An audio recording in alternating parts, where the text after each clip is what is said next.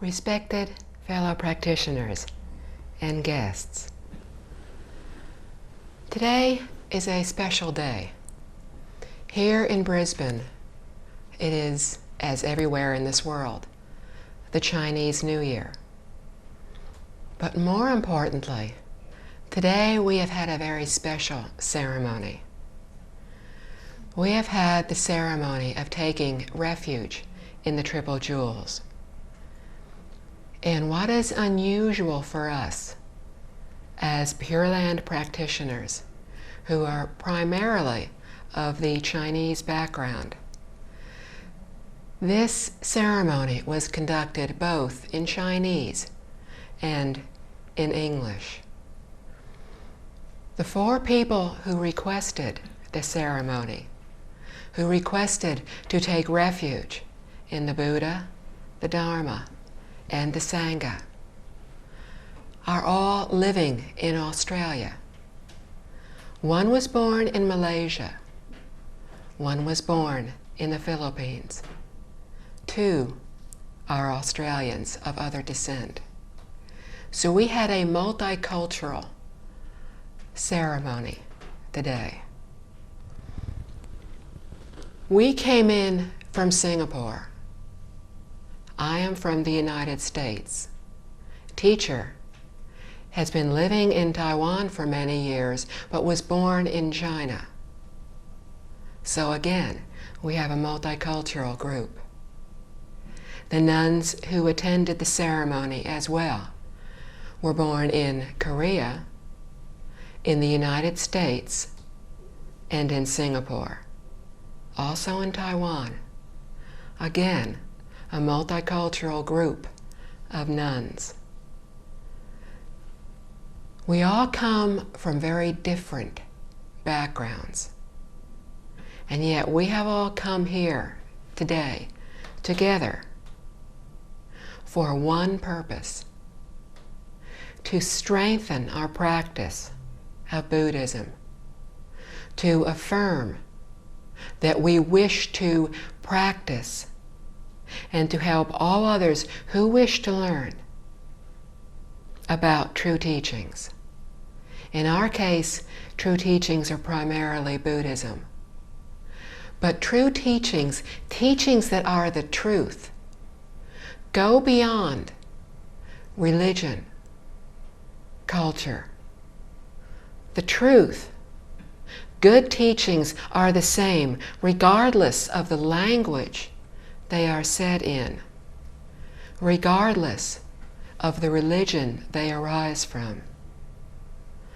Loving kindness, compassion, respect for others, wisdom, living in harmony, searching for world peace, searching for why we are here, searching for answers to our questions.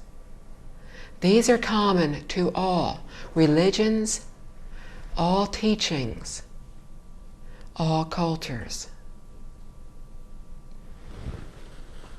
In Buddhism, as in good teachings, what is important in our practice is not necessarily just reciting a sutra, chanting a Buddha's name, chanting a mantra, sitting in silent meditation.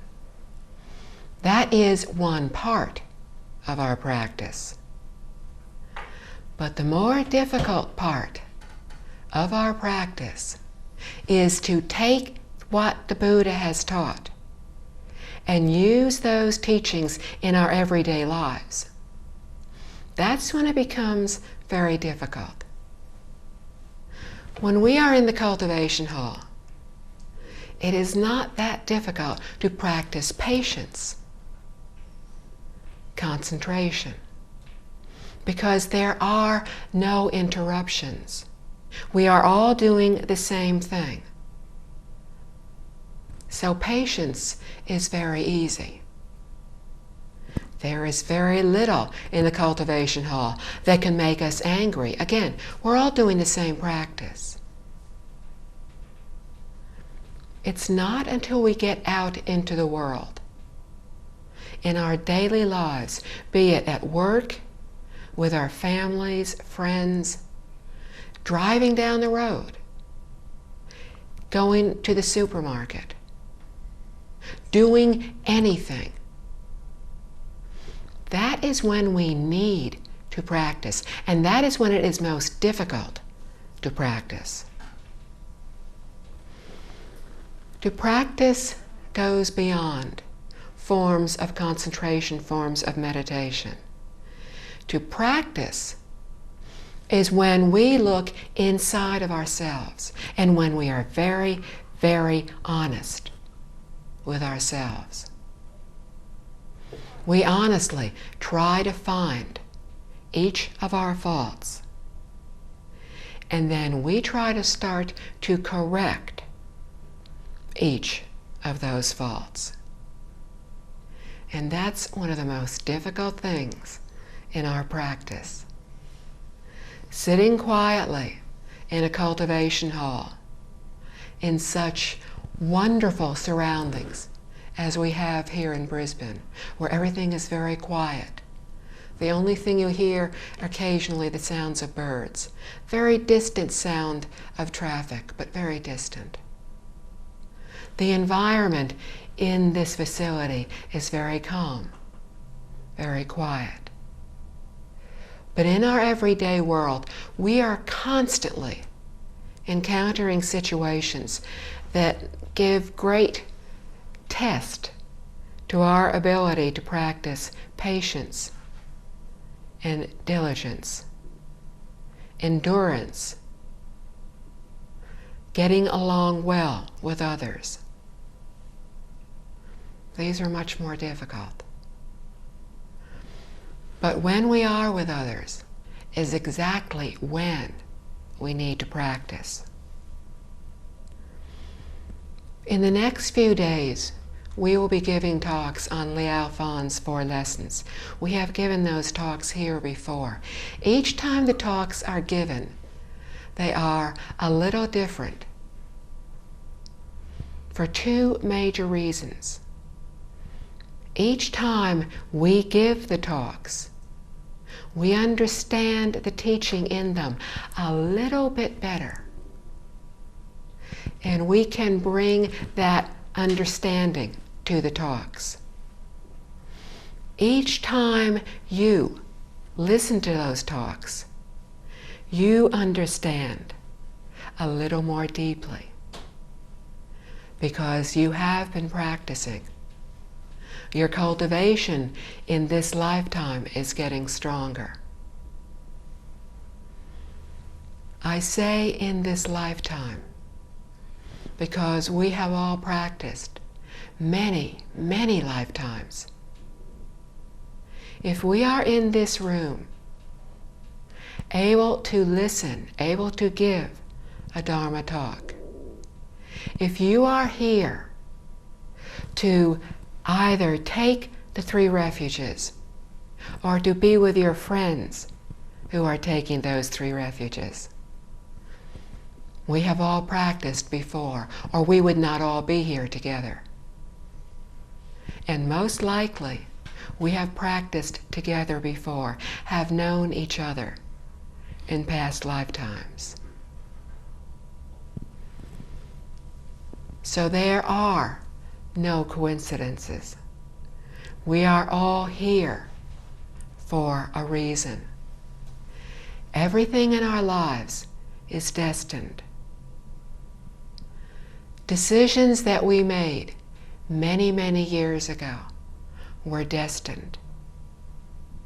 Decisions that we made that led to all of us being here today were all destined. But they were not destined by another outside force, another being. Excuse me. We ourselves destined. We ourselves. This is destined. I'm not sure of the cause and effect, but it is destined. We are all destined to be here. I am destined to cough. So far, you are not destined to cough. Hopefully, that's my cough destiny for today. We destined it. Nobody else did. We determined by our past thoughts, our words, our deeds, what this life would be. But just as we destined what our lives will be, we alone can change that destiny. We can decide, we can make a conscious decision. We can say that from today on, we will do everything we can to think only of others.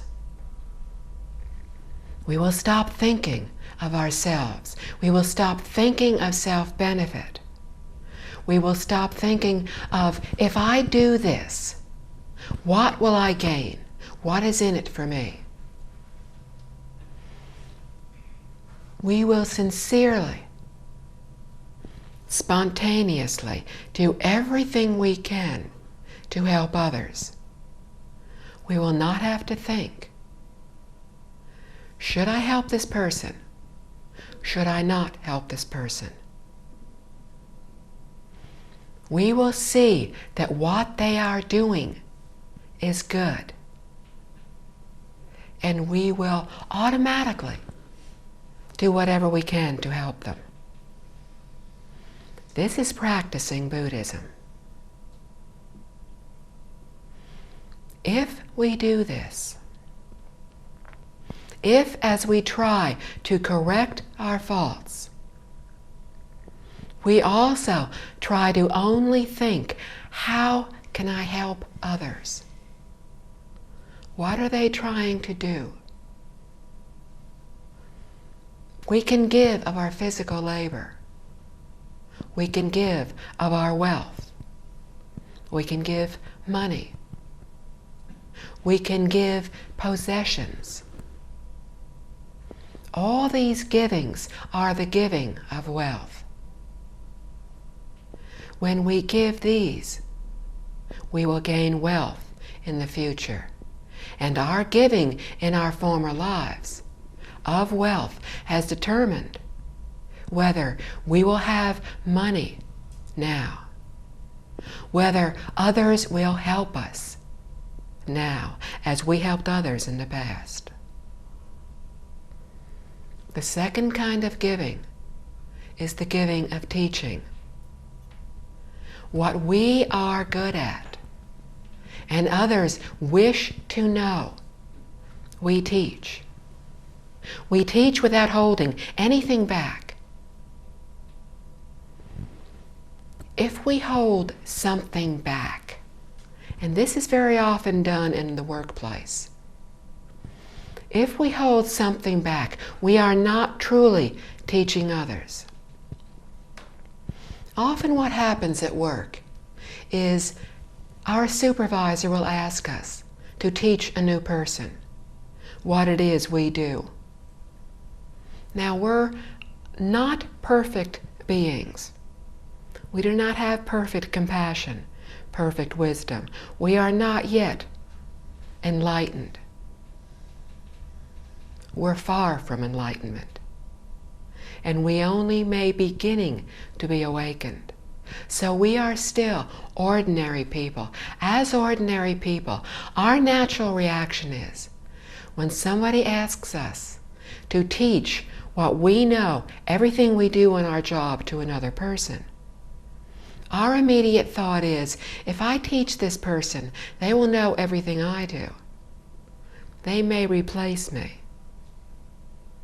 Or, in my group, I am the only one who knows how to fix this particular food. If I teach this to others, then I may not be as well appreciated in my group because others will be able to fix this dish. And maybe they'll do better than I will. So I'll hold out one little ingredient. It'll taste good, but not as good as mine will. At work, we say, I will teach almost everything, but I will withhold some information about how to do things very quickly, and I will remain indispensable to my employer, and I will not be fired. If we teach others without holding anything back, if we do everything we can to share our knowledge with them as long as they wish to learn, then in our future lives we will have wisdom. If we have wisdom in this lifetime, we gave wisdom teachings in the past lifetimes. But people who are ignorant in this lifetime did not teach others everything when they could have. The result of withholding teachings is ignorance. The third teaching is that of fearlessness. The teaching of fearlessness is to remove others' fears, the insecurities of others. This can be many, many different things. It can be as important, as awe-inspiring as one person giving up their life for another. Equally important can be seeing somebody who is unhappy, who is worried. If we know them, we can just walk up and give them a hug. If we do not know them, if we just see somebody, we're in a store, we see somebody, at the office, somebody is upset, we simply look at them and we smile. This is to remove the fears, the insecurities of other people. If we do this, we will receive in our future lives health and long life. Those who practiced the giving of fearlessness in the past will have healthy, long lives now. If we give these three forms of teaching while thinking, if I give wealth, I will gain wealth. If I give teaching, then I'll be wise. If I give fearlessness, if I calm others' securities, then I'll have a healthy, long life.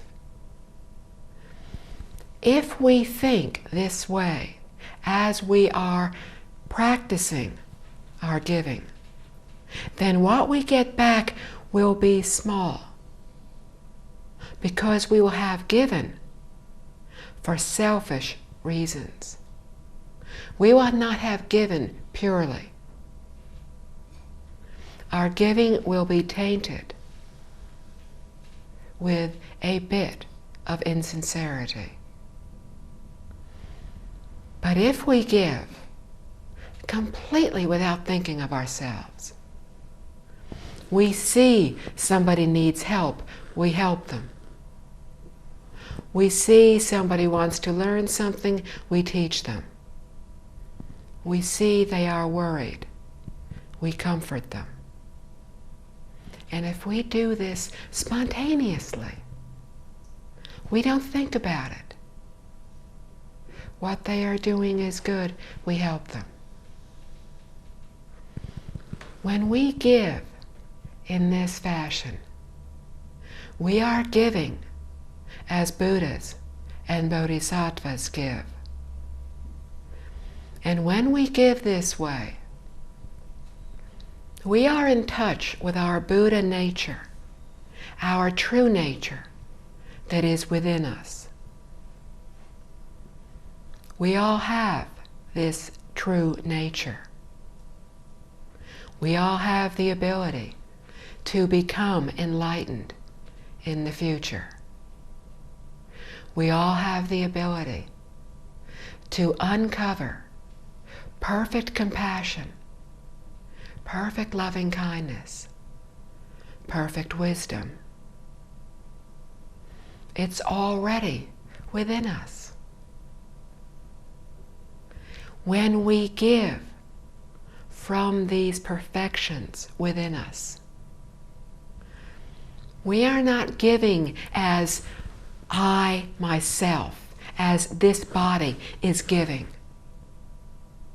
If you are trying to lift something heavy and I help you to lift it, it is not me who is helping you. If what you are doing is good, and I spontaneously, without thinking, I automatically help you to lift what it is you are trying to, then I am in touch with my true nature. Our true nature is all the same. It is not my true nature, your true nature, your true nature. It is all one. We are not different from one another. We are all one. Throughout the universe, everything in the universe is one. Deep, very, very deep inside of us, we know this. But this knowledge is buried under lifetimes of bad habits, lifetimes of selfishness, lifetimes of greed, anger, ignorance, doubt, arrogance. These have buried very, very deeply all the good qualities that we have within us. But any moment, we can tap into them.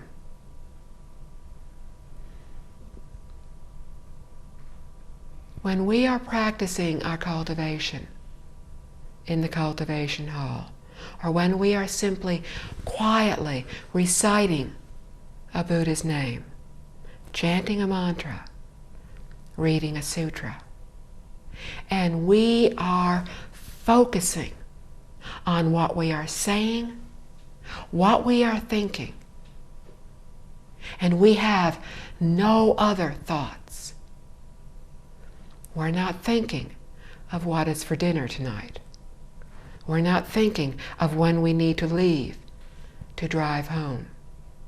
We're not thinking of what we will do next week.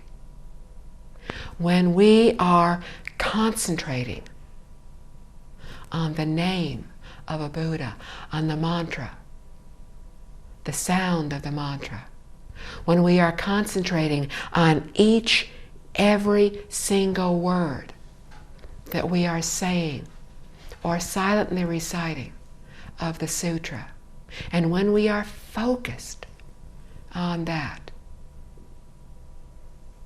if that is the only thing in our minds, in our hearts,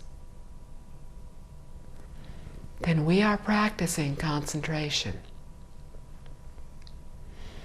When we practice concentration, all of our wandering thoughts die down. And the only thought we have is the thought of Amitabha, the thought of the mantra, the thought of that sutra. When we do that, and that is the only thing that we are thinking, saying, nothing else is in our minds, we are getting in touch with that true nature inside of us. When we are in touch, even for an instant, with that true nature inside, our wisdom will surface for that moment. When we are concentrating on listening to a teaching, listening to a lecture, to a translation of a lecture,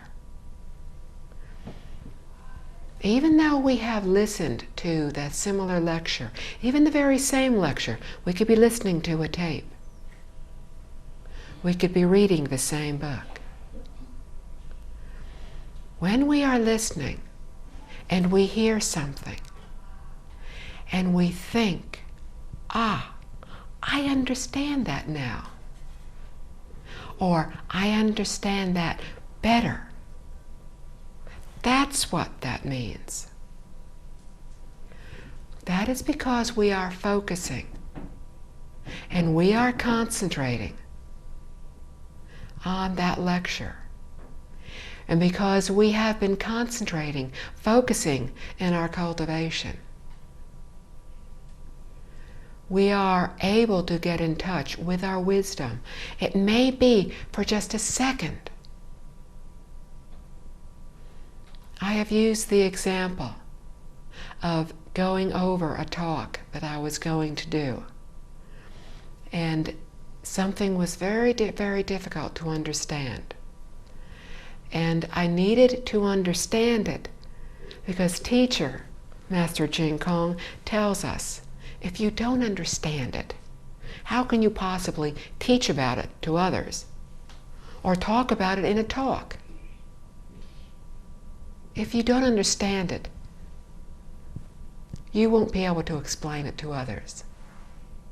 If I could not understand that phrase in that talk, then I would have to, by conscience, just not say it, because it would have been fake, false of me to say it when I did not understand it.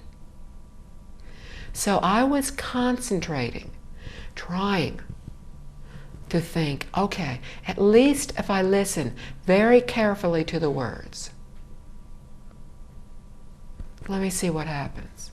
And I was just concentrating on the sound of the words, nothing else. And for an instant, I understood. And then in the next instant, I forgot. But I thought, okay, if I understood one time, maybe I can understand again. And this time, I'll be a little more aware and see if I can remember this time. I went back to the beginning of the sentence and I read it again as carefully. Again, I was only concentrating on the sound of each word, each syllable. Again, I understood. And this time, I remembered. In that instant, because I was concentrating, I was more in touch with the wisdom that is inside all of us. That was what allowed me to understand.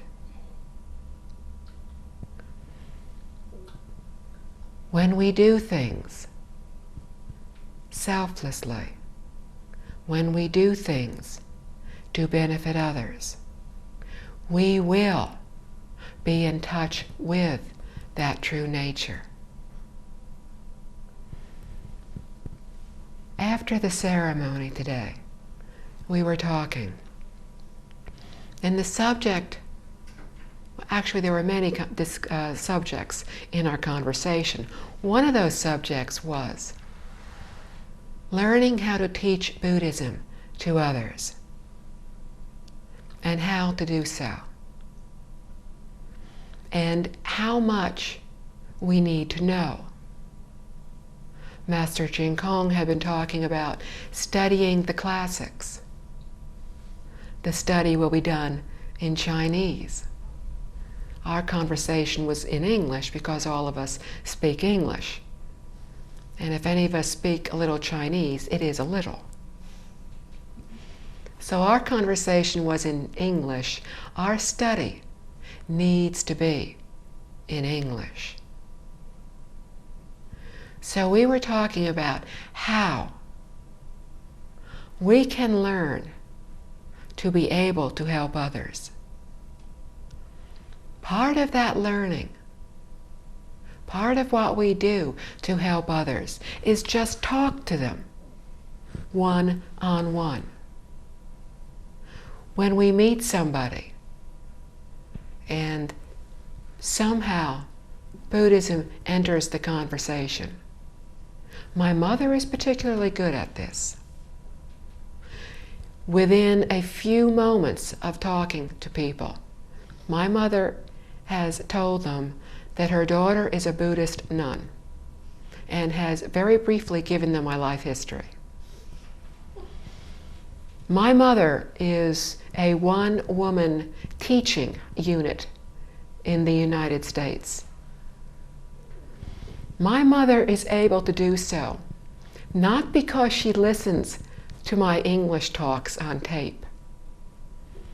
They very nicely lull her to sleep. She did say that she was having difficulty listening to my tapes because she had too many wandering thoughts. So I know she listened to at least a little bit of one tape.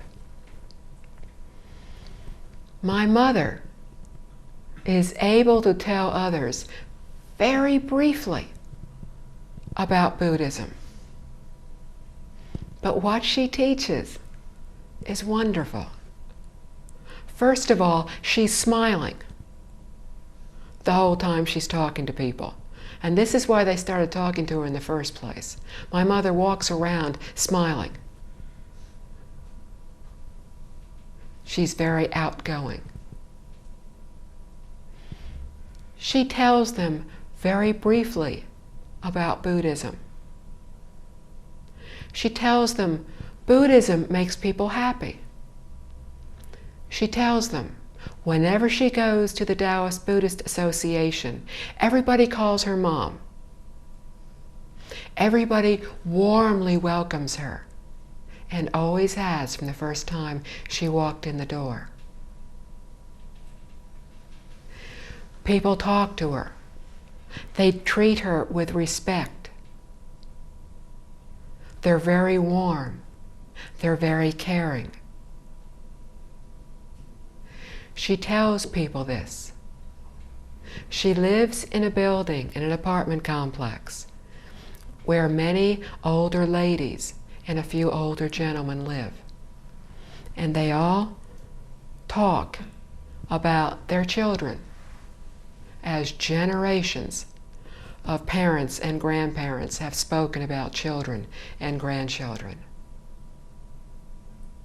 And as so often happens in our world today, most of these ladies discuss how their children never come to visit them.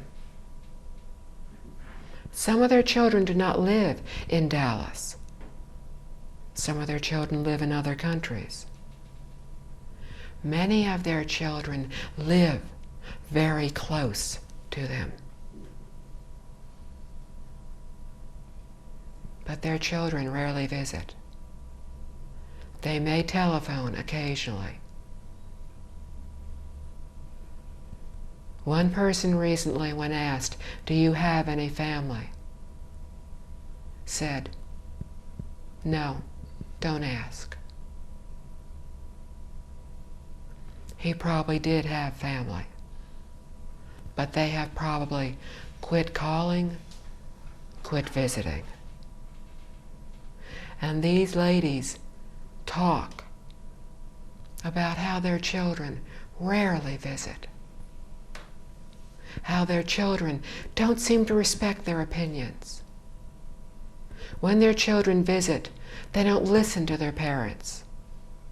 They don't treat them with respect.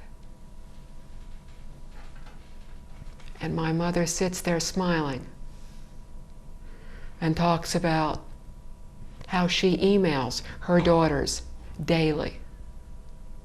My mother is 85 years old.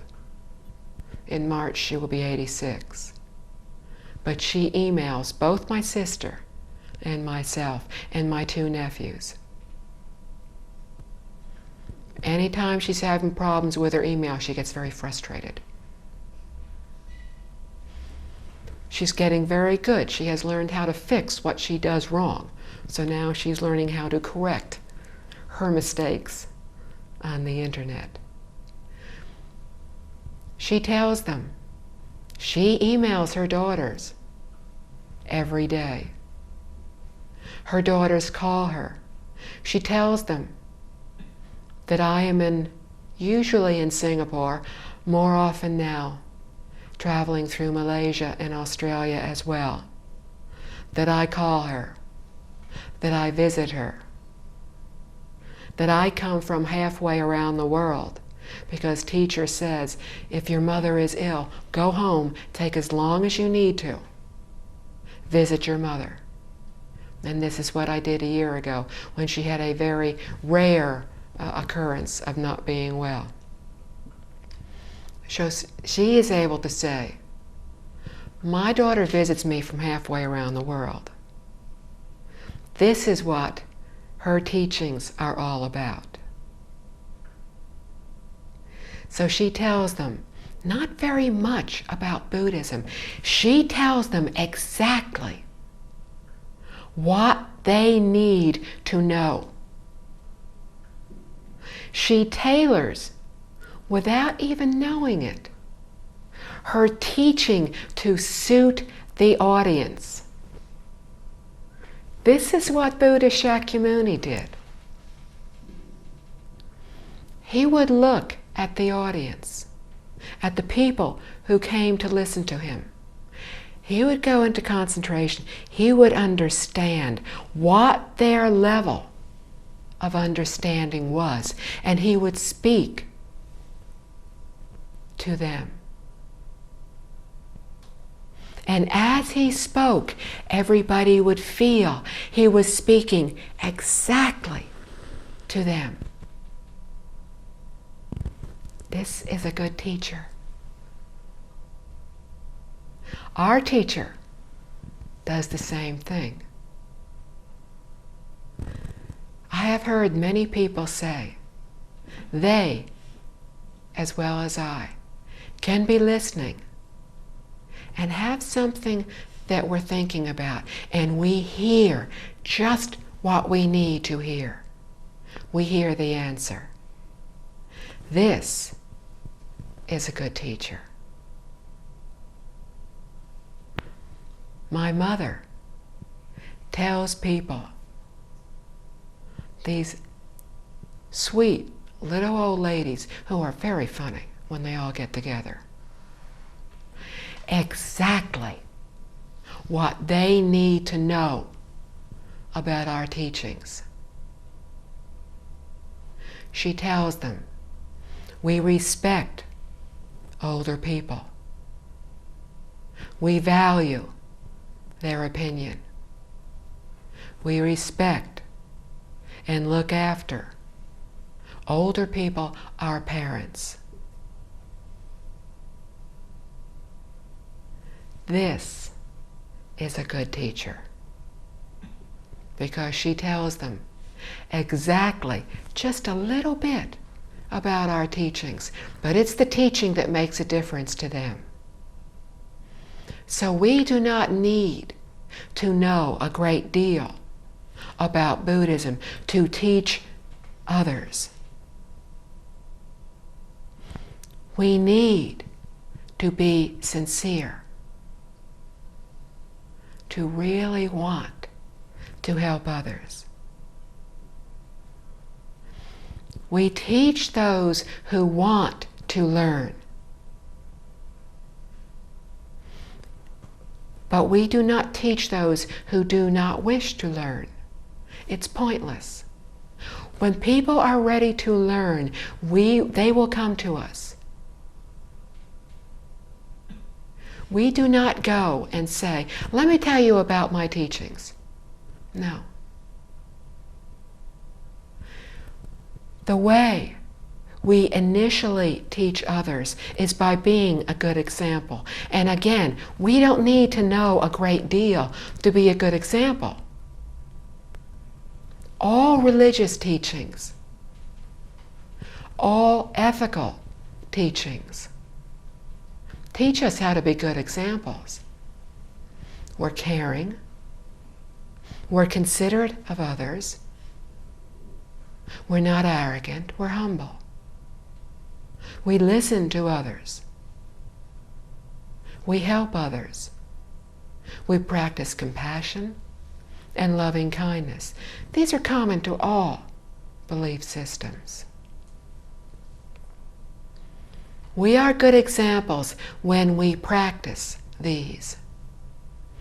And when we practice these, people will notice. Because when we practice thinking of others, when we know that to become angry is pointless, it accomplishes nothing. When we practice remaining calm, remaining serene, being quietly happy, being more overtly happy, others will notice and they will say, I remember 6 months ago, several months ago, you used to lose your temper a lot more than you do now. And very honestly, don't take offense, but very honestly, you used to be very irritable. You're not quite as irritable as you used to be. You seem happier.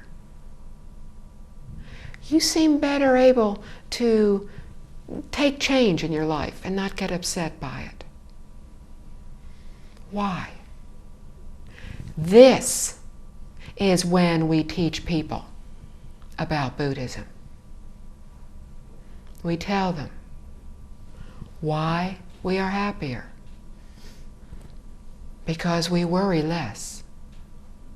Because we're not worried about getting many, many possessions. All we think about is, do I have a good place, a safe place to live?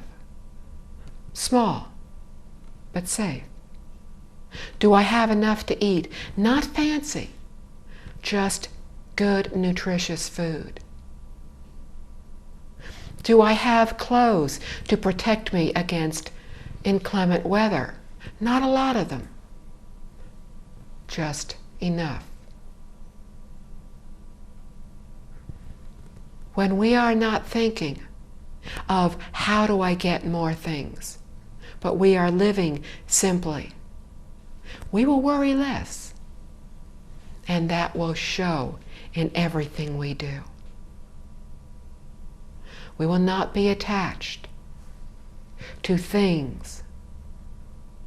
If something happens, we loan something to somebody and they do not give it back, we no longer become upset. If we loan something to somebody and they break it, or we break something, it doesn't bother us like it used to. Because we realized everything is impermanent. Everything will break. Everything is in a constant state of breaking down and changing. The cup that dropped on the floor just broke more quickly. My body is breaking more slowly, but it is also suffering change. It is also impermanent. None of us is the same as we were when we walked in this room. We cannot keep anything. We take nothing with us, nothing physical with us to the next lifetime. We can take our vows to help others. And we take our cause and effect, all the results of what we have done. But we can't take any of our possessions, our friends, our family. None of these things can come with us. When we understand this, when things go wrong, we will not get as upset as we used to.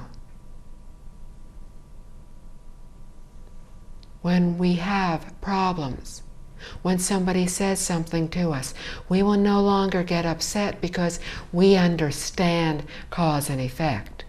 We understand if that person said something to hurt me, it is because I said something that hurt them in a past lifetime. No point in getting angry. They're just giving back to me what I gave to them. Understanding this, I can choose to not return that unpleasantness, and in that way I can end the unpleasantness. These are all very simple teachings, but they can have profound, far-reaching impacts on our life. When we practice these, we are good examples, and this is how we teach people about Buddhism. We can talk to people very simply. Teacher has said, concentrate on books on cause and effect. Patriarch Ingguang, who lived at the beginning of the last century, 13th patriarch of the Pure Land School, taught primarily 3 books. He advocated the teaching, the book called Liao Fan's 4 Lessons. This is not a Buddhist sutra. This is simply a book about a man who changed his life. And he did so by practicing goodness. To read the book one time, it's a very simple story. After reading it 100 times,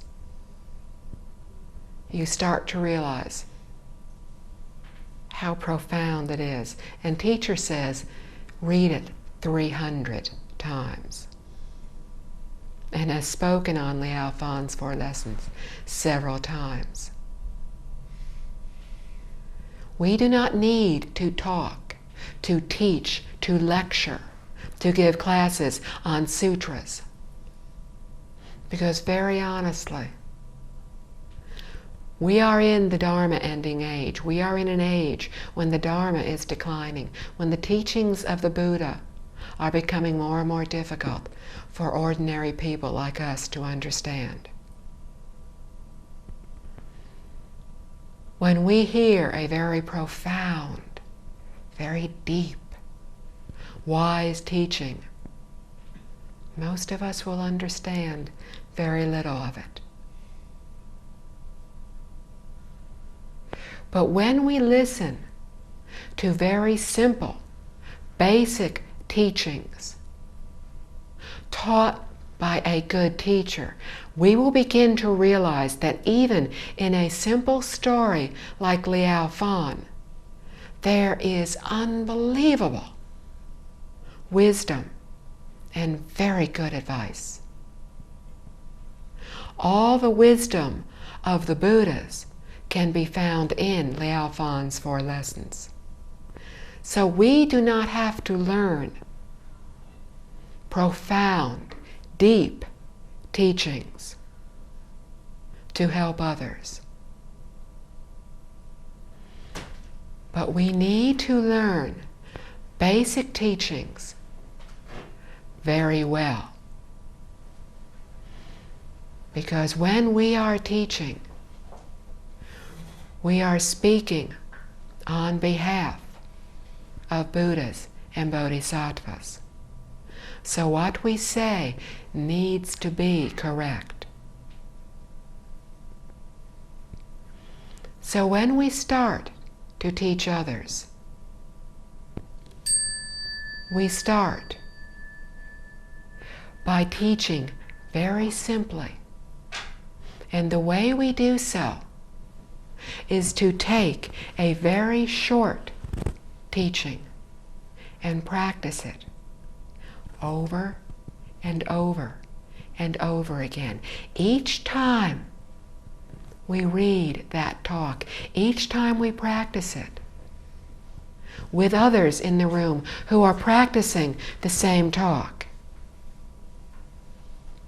Each time we do that, we ourselves learn a little more, understand a little more. And that is what we bring to that teaching. When we give that talk, we have learned that talk, and we read that talk. But by the time we start giving it to others, that talk has become part of ourselves. And even though we are reading it, it is very honest, very sincere, and people fear that.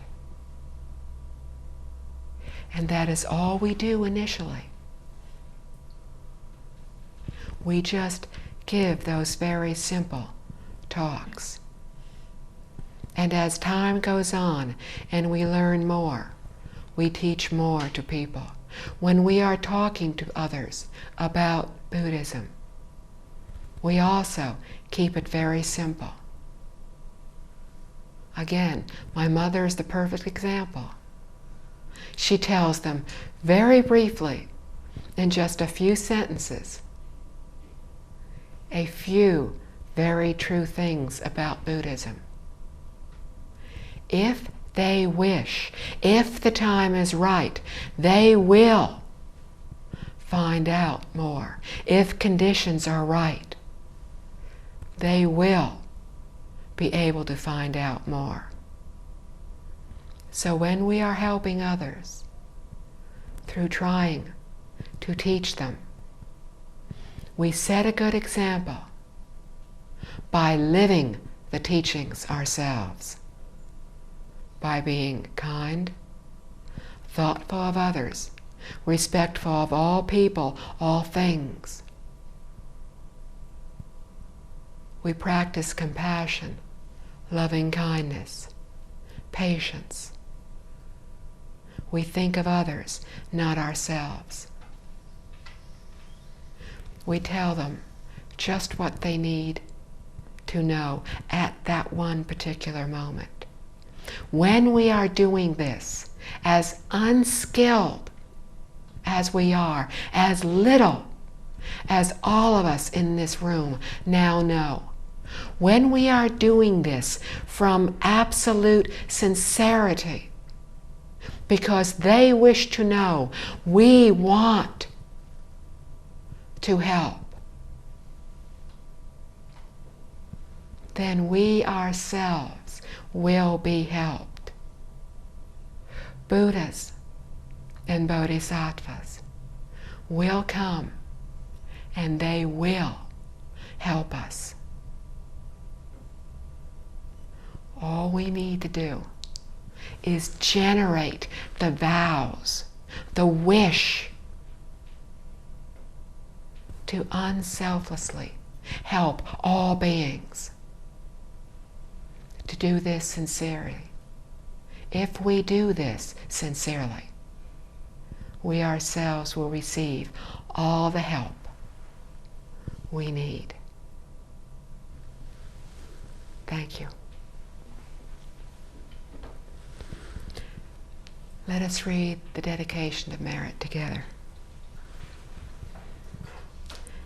May the merit and virtue accrued from this work adorn the Buddha's Pure Land, repaying the four kindnesses above and relieving the suffering of those in the three paths below. May those who see and hear of this all bring forth the heart of understanding and live the teachings for the rest of this life, then be born together in the land of ultimate bliss. Homage to Buddha.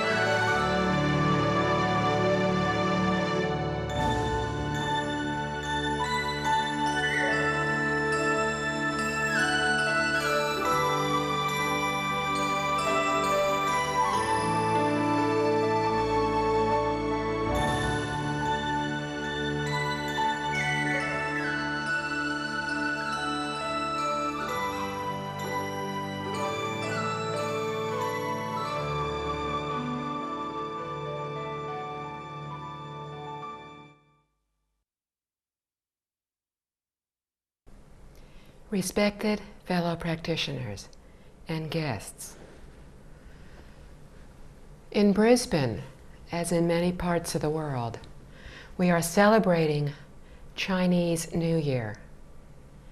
And I believe, as with all New Year celebrations, most people at this time tend to think back over what their behavior has been in the past and to try to decide how to improve that behavior, to make resolutions for the upcoming year. And this is essentially what the talk today will be about.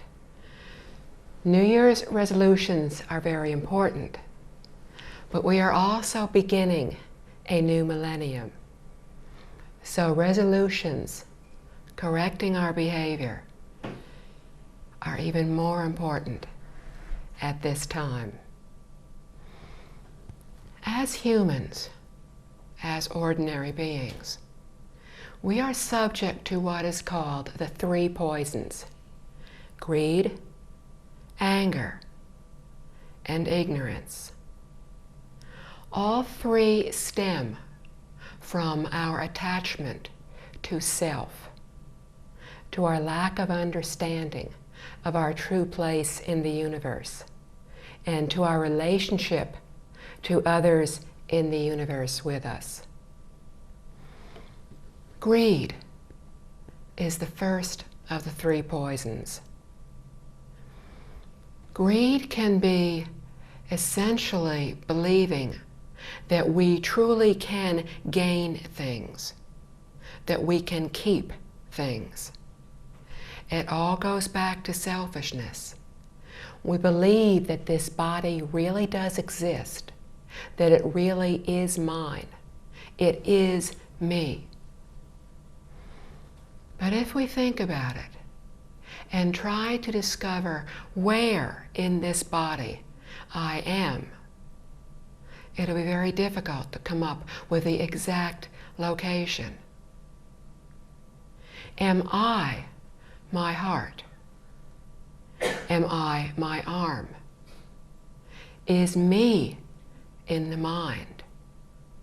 If we search each of these places, every place throughout our body, we cannot come up with the one place that we say the mind, me, exists. So within this body, we have difficulty finding where I am. This body is simply a combination of different parts. 2 arms, 2 legs, different sense organs. None of them is me. But in this physical body, all of them are part of me. But there is no one organ, one spot that is truly, simply the concept of me. In our mistaken thinking that we exist in this body, we tend to protect this body. We think of things that we possess as truly belonging to us. We think if somebody threatens our ideas, if they disagree with us, that that is a threat to us. So when somebody comes up with an idea that is different than ours, we protect our idea, believing it is me, it belongs to me. We protect our possessions. Wealthy people go to elaborate lengths to try to protect their homes, their possessions, not understanding they really only have these possessions for a very short time. We all keep hearing we can take nothing with us to the next lifetime, but still, we constantly buy things. We constantly try to keep what we have. Think of one of your most valued possessions. Think of trying to give that possession to somebody else. What are your thoughts? If you're like most people, you will find it is very difficult to think of giving away something that we highly value. This is an attachment. We want things. We cannot let go of them. We think things make us happy. But every time we acquire a new thing, after we have it for a short length of time, we then want the newest model of whatever it is. A bigger one, a better one, a nicer one. This is our human nature. Even children who are given toys, that they were in the store, they saw the toy, they wanted it, they yelled, they cried. Finally their mother gave in and bought the toy for them. The child went home with a toy, sometimes in a matter of hours. They've lost interest. If you took them back to the store again, they would want another toy. We do the same thing. We just do it with more expensive toys. but the principle is the same. We are never satisfied. When we are trying to find satisfaction in possessions, we will never achieve satisfaction, because it is our nature to want more, to accumulate more, to impress others more. So we attach to things. If somebody takes something that is ours, we constantly think about it. I use the example of giving away something that we highly value. We know we are attached to something if when we think of giving it away, we are unable to. Or, upon giving it away, we constantly think about it. We go by the place where we used to keep it, and we wish we still had it. We wish we could still use it, still see it. We miss it. This is an attachment. And attachments are one of the major reasons we are still in the 6 realms of reincarnation. Because we attach to things, to people, to ideas. We have greed for all of these. In our greed to possess, we even wish to possess other people. We want others to respect us. We want others to love us. We want others to only think of us, to always come back to us, to always be with us. This is greed. This is another attachment. This is not realizing that we are all impermanent. We are all changing from second to second. None of us will remain the same. None of us can keep what we now have. As humans, we live a very short lifetime. It feels very long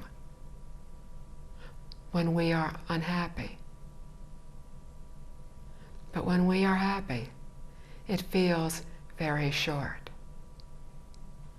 Albert Einstein, who was trying to explain the theory of relativity, defined it in words that most of us can understand. Relativity is when you put your hand on a hot stove for 5 minutes. It feels like eternity. But if you are a man, relativity is sitting next to a pretty woman for 5 minutes and feeling that it is an instant. Everything is relative. We keep nothing with us. It is all changing. We can keep something now. Somebody can be with us in this moment, but they may not always be with us. Again, we are attached to people. We want them to remain with us. When they die, we continue to miss them. We continue to think of them. We feel the very strong affinity with them. We cannot keep people with us. When we are born in our next lifetime, we will feel equally strongly about other people. And we will be born into our next lifetime within reincarnation if we do not realize how deep, how harmful our attachments are. Our attachments to people are another reason why we come back to this world. When we are dying, we can do many different things with our thoughts. What most people do, what most people think of as they are dying, is what has happened in their lifetime and what will happen in the future. On the subject of greed, greed often comes up in our dying moments. We have been speaking to a group of practitioners in Singapore, and every other week would go back to speak to this small group. The first time we went, we learned of a woman who was very ill. She would be in the hospital, then she would be dismissed from the hospital and return to her home. Most of the people within this group were friends and knew this woman. They were trying to get her to practice, to chant the Buddha's name, to take the three refuges of the Buddha, the Dharma, and the Sangha. Whenever the friends got together with this one friend in the hospital, they would talk about possessions. They all liked buying jewelry. The woman in the hospital who was very sick would borrow money from people. They would all be shopping, and she would say, "I forgot my money. Can I borrow some from you so I can buy this?" And then she had the habit of never repaying the money. The friends were all equally upset about this. They were attached to the money. They had greed for possessions, for money. One time, the last time the woman was in the hospital, one of the friends happened to be with her. And she was lying there in what they thought was one of her normal visits to the hospital. And as she was lying there, she was thinking of one of the times she had actually loaned money to somebody else. And she had loaned that person some of her jewelry. And as she was bitterly complaining that this person had failed to return the jewelry, at that moment, she died. The friend who was with her said within 30 minutes, the woman who had died had turned a very dark gray. If we are very angry as we are dying, that anger will lead us down into the hell realms. The appearance of this woman right after she died was very bad. It would seem to indicate that she had been born into the hell realms. Her face looked very angry, very upset. It was contorted with her anger. And that is how she died. She died this way because of greed.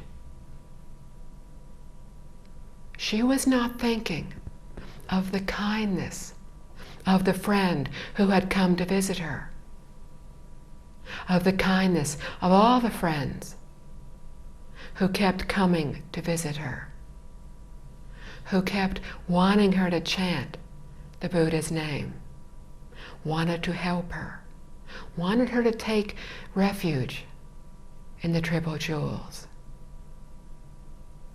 wanted to help her find a better life. She wasn't thinking of any of that.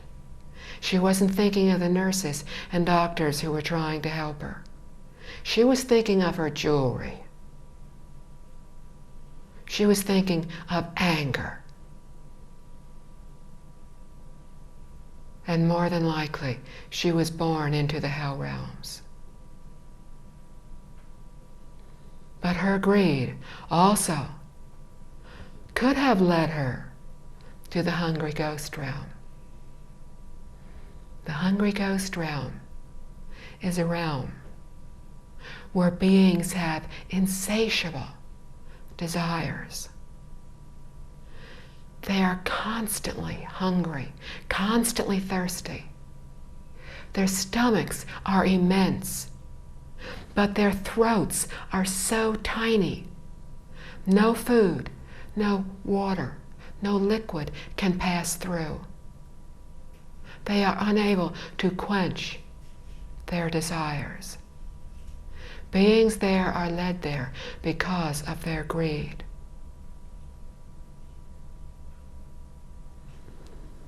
Greed ties us to reincarnation. Greed leads to so many wrongdoings. Because of greed, we become angry because others take something that we want, or others have something and we want it. We become angry because we think this cup is real. This cup can be mine. And when someone takes it, even when we give it to someone, more than likely, we keep thinking about it.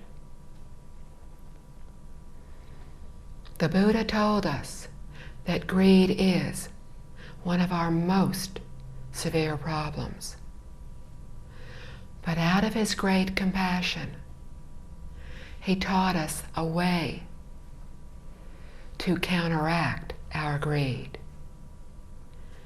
It is the first of the 6 paramitas that bodhisattvas practice. To counteract our greed, we can practice giving.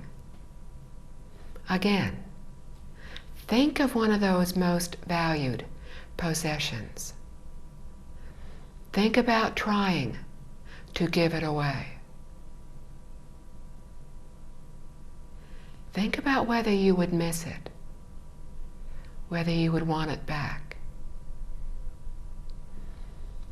If we truly give something to others, we give it without thinking. They need it. We give it to them. Somebody is thirsty. Somebody says, "That's a beautiful cup. I'd like to find one like that." And we say, "Here." And we give it to them. True giving is giving it to the person without any second thought. And true giving is after we have given, we don't miss it. We find another cup. We do not think of it. Every time we want to drink water, we do not think, "I wish I had that cup." When we practice giving, we can start out with something very small and keep giving. We live in a very affluent world. We have many possessions. We need very few. We can only wear so many clothes. We only need so many clothes to protect us against cold weather, to be comfortable in very warm weather, to protect us against rain. We only need a small house, a small home. We only need so many things in that home. We don't need a lot of things. We can practice giving initially, if we find it difficult, by giving small things. Start by giving what you haven't used for a while. If you haven't used something for 1 or 2 years, do you really need to keep it? Are you really going to use it in the future? Do you have something else you could use instead? If so, give it away. There are always people, even in this affluent world, who need things, who truly need things. When we practice giving, and we do so as the Bodhisattvas do, spontaneously, then after we have given, we will not feel regret. We will not feel a sense of loss. We will feel quietly happy because we have helped another person.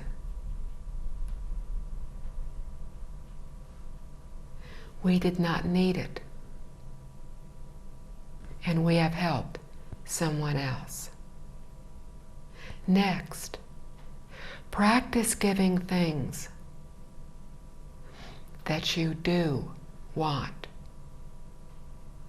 Maybe something you have had for many years, something you use every day, many times during the day. If we can give something like this without really thinking about it, because we feel the person needs it more than we do, and afterwards, if we happen to think about it, we still feel happy. We are glad that we gave it. And we will realize that even if they do not use it, in that moment we gave it to them. We gave them a gift of loving kindness. And even if they only needed it in that one brief moment, and if they only used it for the short time you were with them, and then if they never used it again, we can still be happy knowing that we are beginning to sever our attachments, and that we are one tiny, tiny step closer to severing all our attachments, all the things that tie us to reincarnation. And we are one tiny step closer to awakening, to thinking as Bodhisattvas and Buddhas think.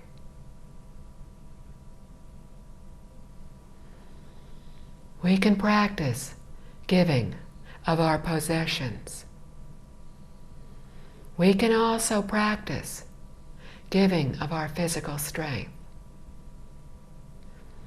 This giving is another form of counteracting greed. How many times has somebody asked us to help them do something?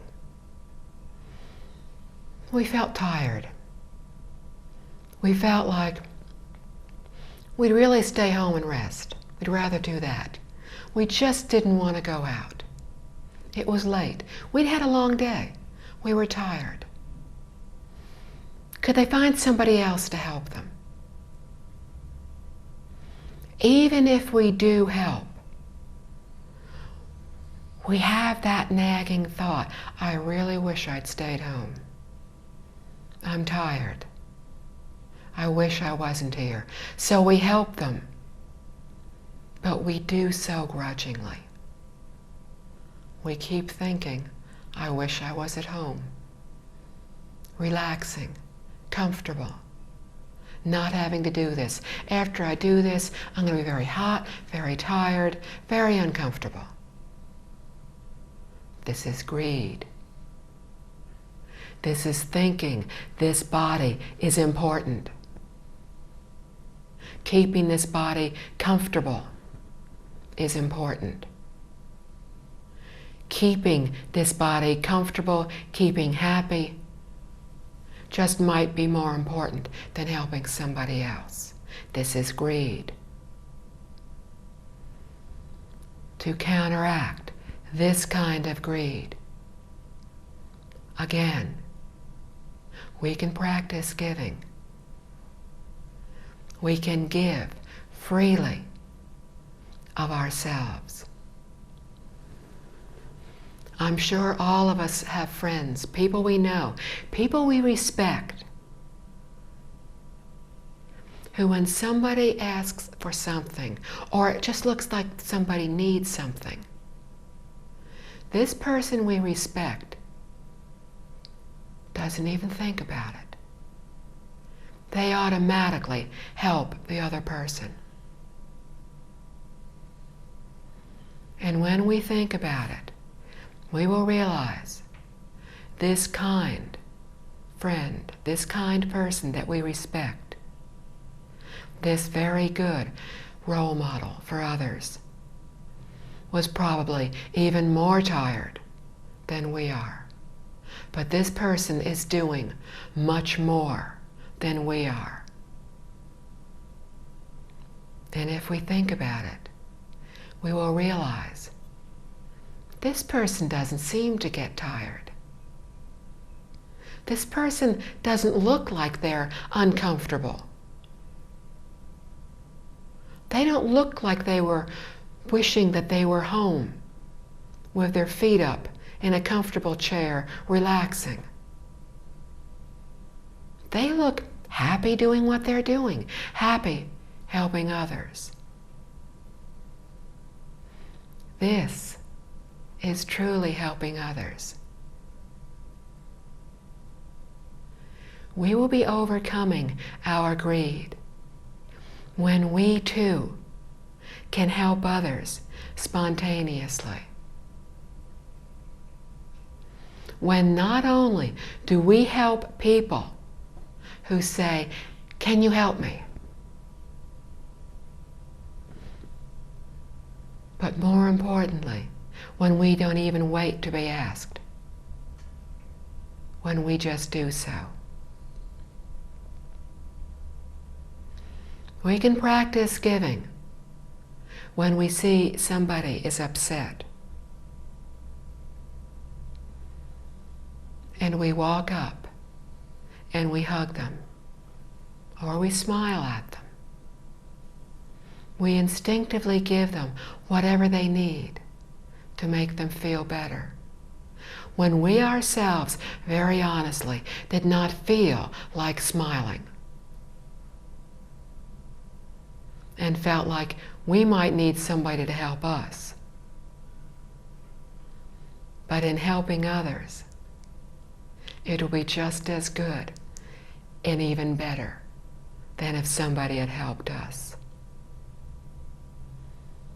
When we give in this way, when we give as bodhisattvas do, we will not feel tired. Even if we felt tired when we began doing something, as we do it, we realize we're no longer tired. We feel alert. We feel happy. We feel calm. We're not worried about all those things we were an hour ago. We're concentrating on helping others. We don't have a lot of wandering thoughts. We're not getting upset. We're not having all the negative feelings that seem to be constantly bombarding us. We have all the good feelings. This is from truly giving to others. We can also give by teaching. Many people do not have possessions to give. Many people already live very simply. Many people have barely enough for themselves and their families to eat. Have barely adequate shelter to live in. May not have adequate clothing. May have nothing physical that they can give in the way of possessions.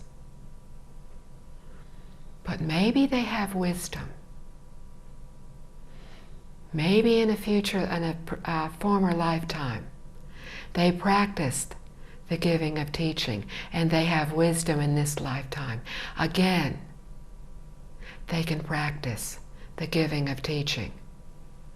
All of us have something that we are better at than some others are. It doesn't need to be a major teaching. It can be something very minor. But it is something that we know they do not, and they wish to know. We can teach them how to do what we know and they wish to know. So they will acquire the wisdom, the skill. And then in the future, we will again have the wisdom to help others.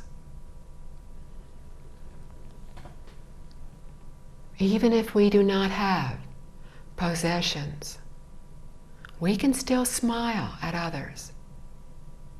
We can still be kind.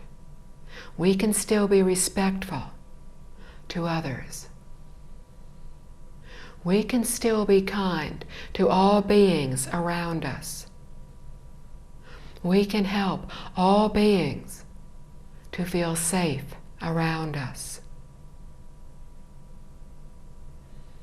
A form of giving is the giving of fearlessness. The other day at lunch, I was talking to a practitioner, and she was talking about having some snakes in her home. Most of us, if we found snakes in the garden, would not be very happy, especially if we found a rather large python that was so large we were worried about the safety of our cat. Many of us, out of instinct, would have killed the snake. This practitioner and her husband, who technically is not a Buddhist practitioner, but is a Buddhist at heart, called a person to come and catch the snake. They asked, "What are you going to do with the snake when you release it? Where are you going to release it?" And he told them that he was going to take it far from where people were and release it back into a natural habitat. After he captured the snake, he carefully checked it, examined it to make sure that it hadn't been harmed, that it was still as healthy as it was as when he had gotten there. He then took it and released it into a safe environment. This is the giving of fearlessness.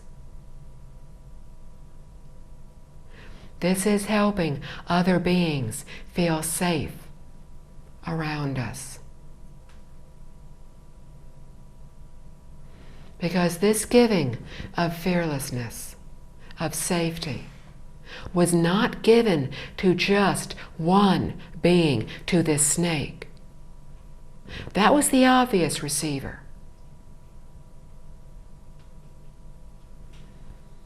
Every thought we have is instantly felt throughout the universe. Because we learn in the Flower Adornment Sutra that we are all one entity.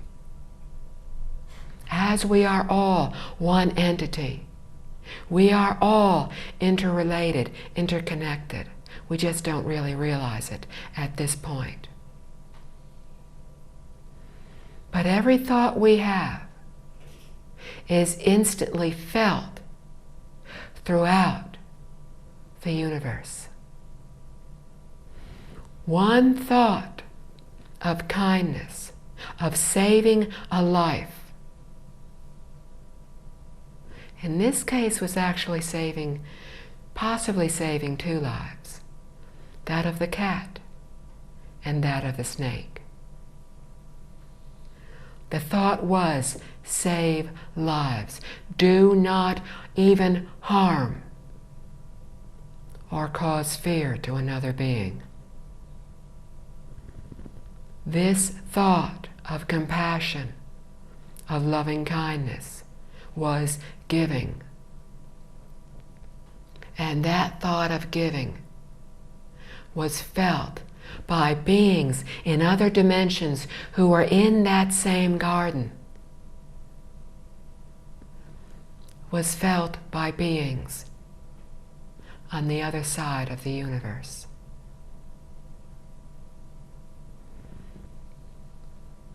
Many of us in this instant, out of greed, out of thinking, my cat is mine, this garden is mine, would have attacked the snake.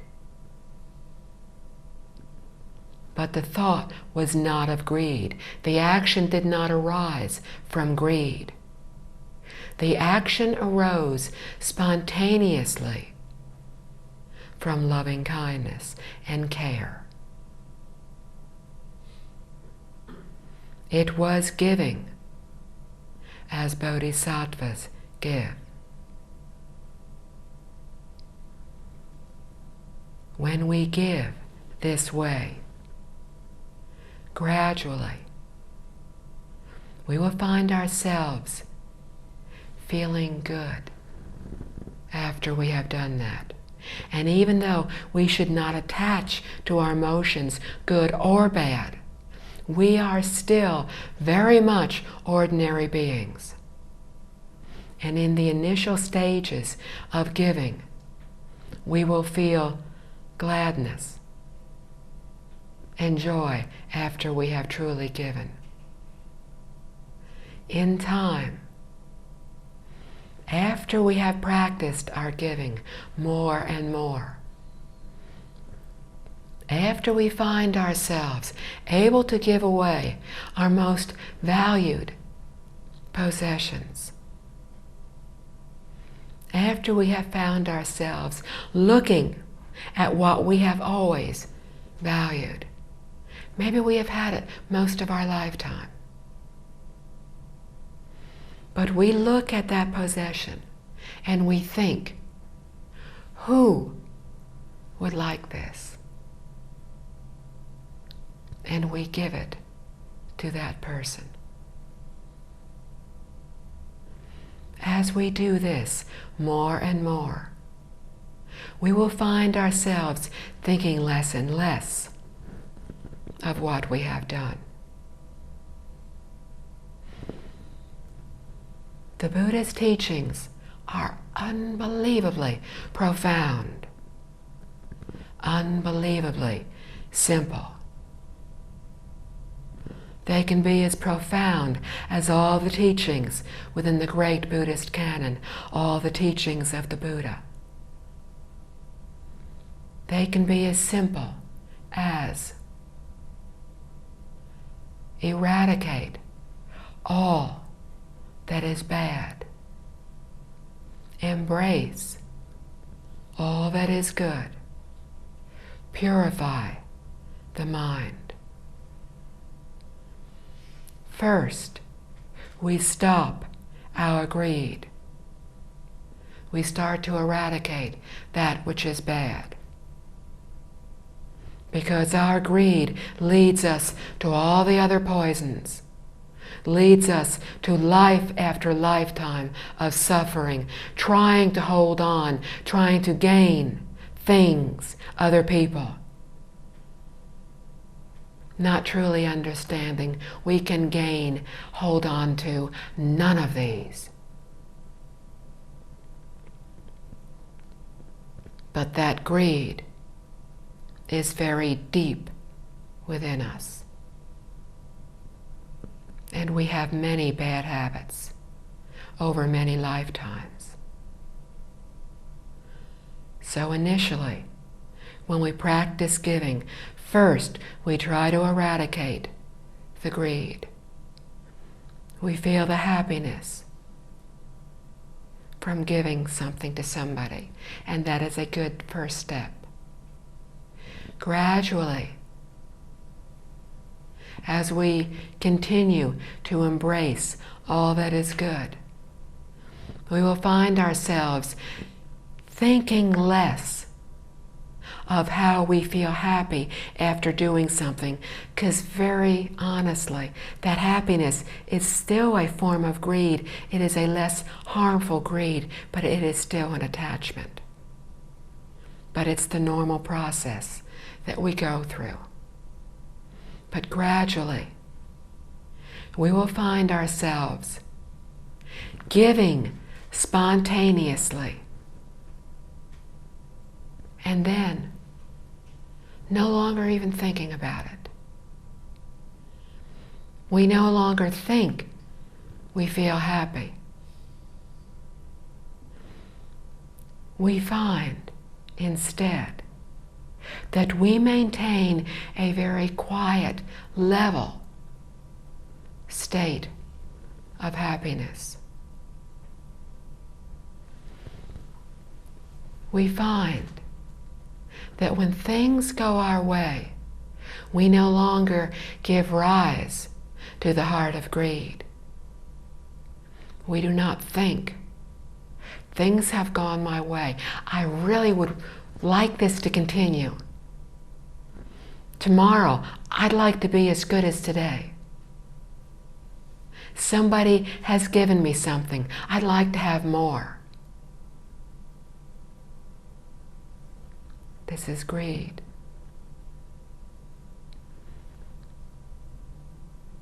I have said that anger comes from greed. Anger is another reaction of greed. If we are greedy and things do not go our way, then we can give rise to the heart of anger. We did not get what we wanted.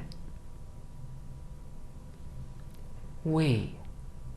Again, we is in the thought.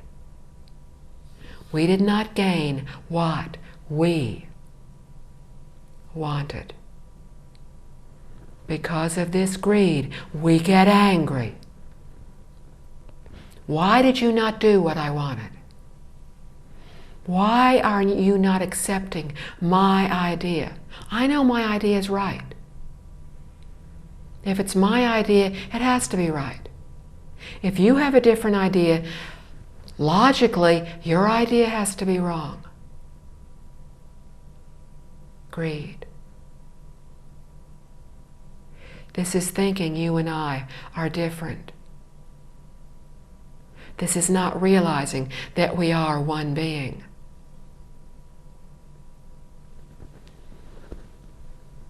When we encounter situations that are favorable, try not to give rise to the heart of greed.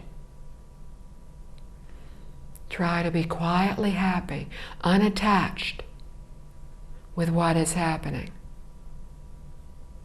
But much more often, things will not go the way we want. More people will want to do something differently than the way we want to do it. So we will have to go along with their way. This is when we need to not give rise to that heart of anger. To not be attached to our way of doing things. If what they are doing is proper, is good, go along with it. There is no point in getting angry.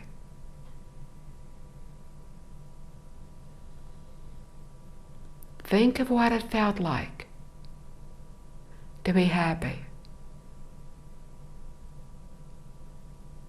Think of what it felt like to give in to anger.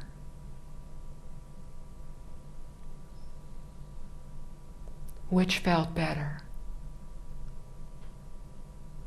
We all know the first one felt better. But as has been so often said, we have unbelievable bad habits. Very difficult to break them. But the Buddhas taught us giving to do so. We practice giving in every moment that we can. As soon as the opportunity arises, and the opportunity arises all the time, we can simply practice the giving of smiling. Even if there is no one around, we can smile. Initially, when we try to do this, we will feel somewhat embarrassed when somebody walks into the room and we're sitting there smiling to ourselves. Our first reaction will be a slight touch of embarrassment. That embarrassment will very quickly go away because it is very difficult. We have to be very upset, very angry, to look at somebody who is smiling and not feel better and start to smile ourselves. So we can just smile and be very quietly happy. Others will feel that. When we are around people who are immersed in greed, we can feel it. We do not feel comfortable with these people.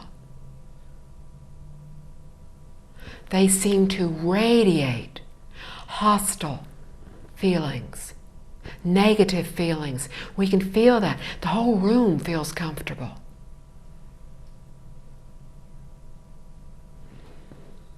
When we are with somebody who practices giving, we can feel that. And we feel happy just being in the same room with them. We can feel the vibrations from their thoughts. There are other beings in this room. We cannot see them. Some of them can see us. Even when we are alone in a room where we think we are by ourselves, we are never alone. There are always other beings with us. There are always other beings who can sense our thoughts if they do not know our thoughts. When we are quietly giving a sense of joy, we are making them and all others happy. We are helping them to feel secure, safe. If we practice giving, if we start to eradicate our greed, others will notice. They may not say anything. They will notice. And they will notice that in our giving, when others give, the giver, the true giver, is the happier person. This is how we can teach others, by never even saying a word.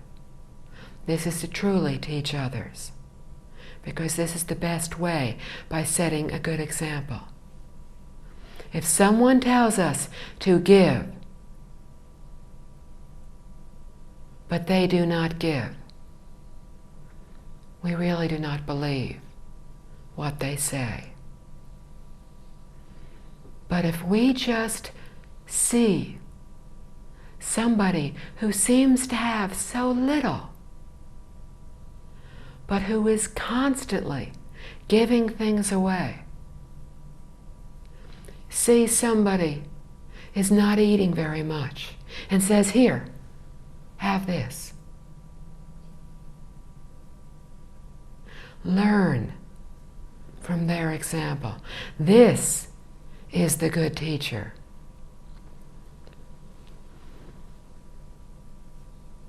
Greed is very ugly.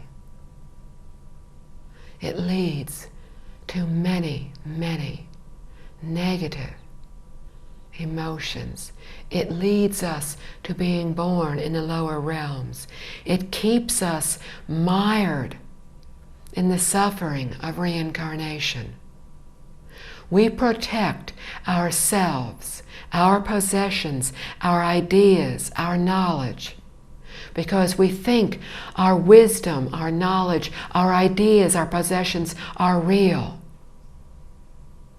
But our ideas, possessions, body is not real. Giving is real. Giving is the practice of a bodhisattva. Bodhisattvas practice giving to eradicate all their greed. They give everything. They give their lives. And they feel no attachment to having done so.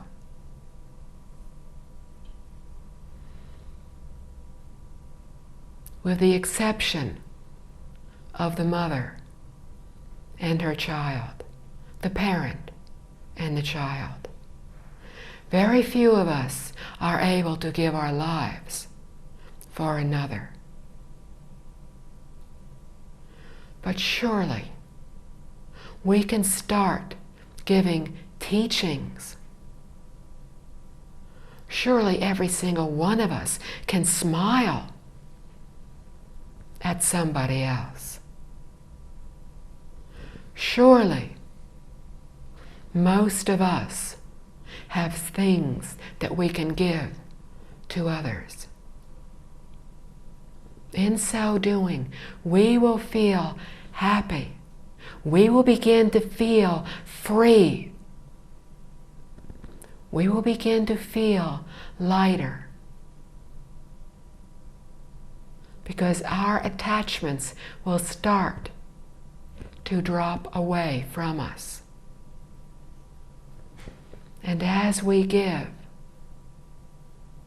we will start to reduce our negative karma, because our greed has led us to accumulate negative karma. So now we can begin to let go. In so doing, we will attain freedom, and we will no longer be attached. And if we do so, and if we vow to be born into the Pure Land and we chant,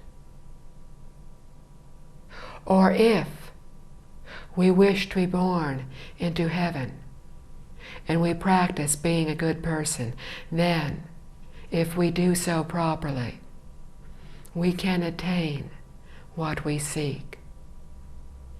And in our seeking, we will be on the path to awakening, to enlightenment.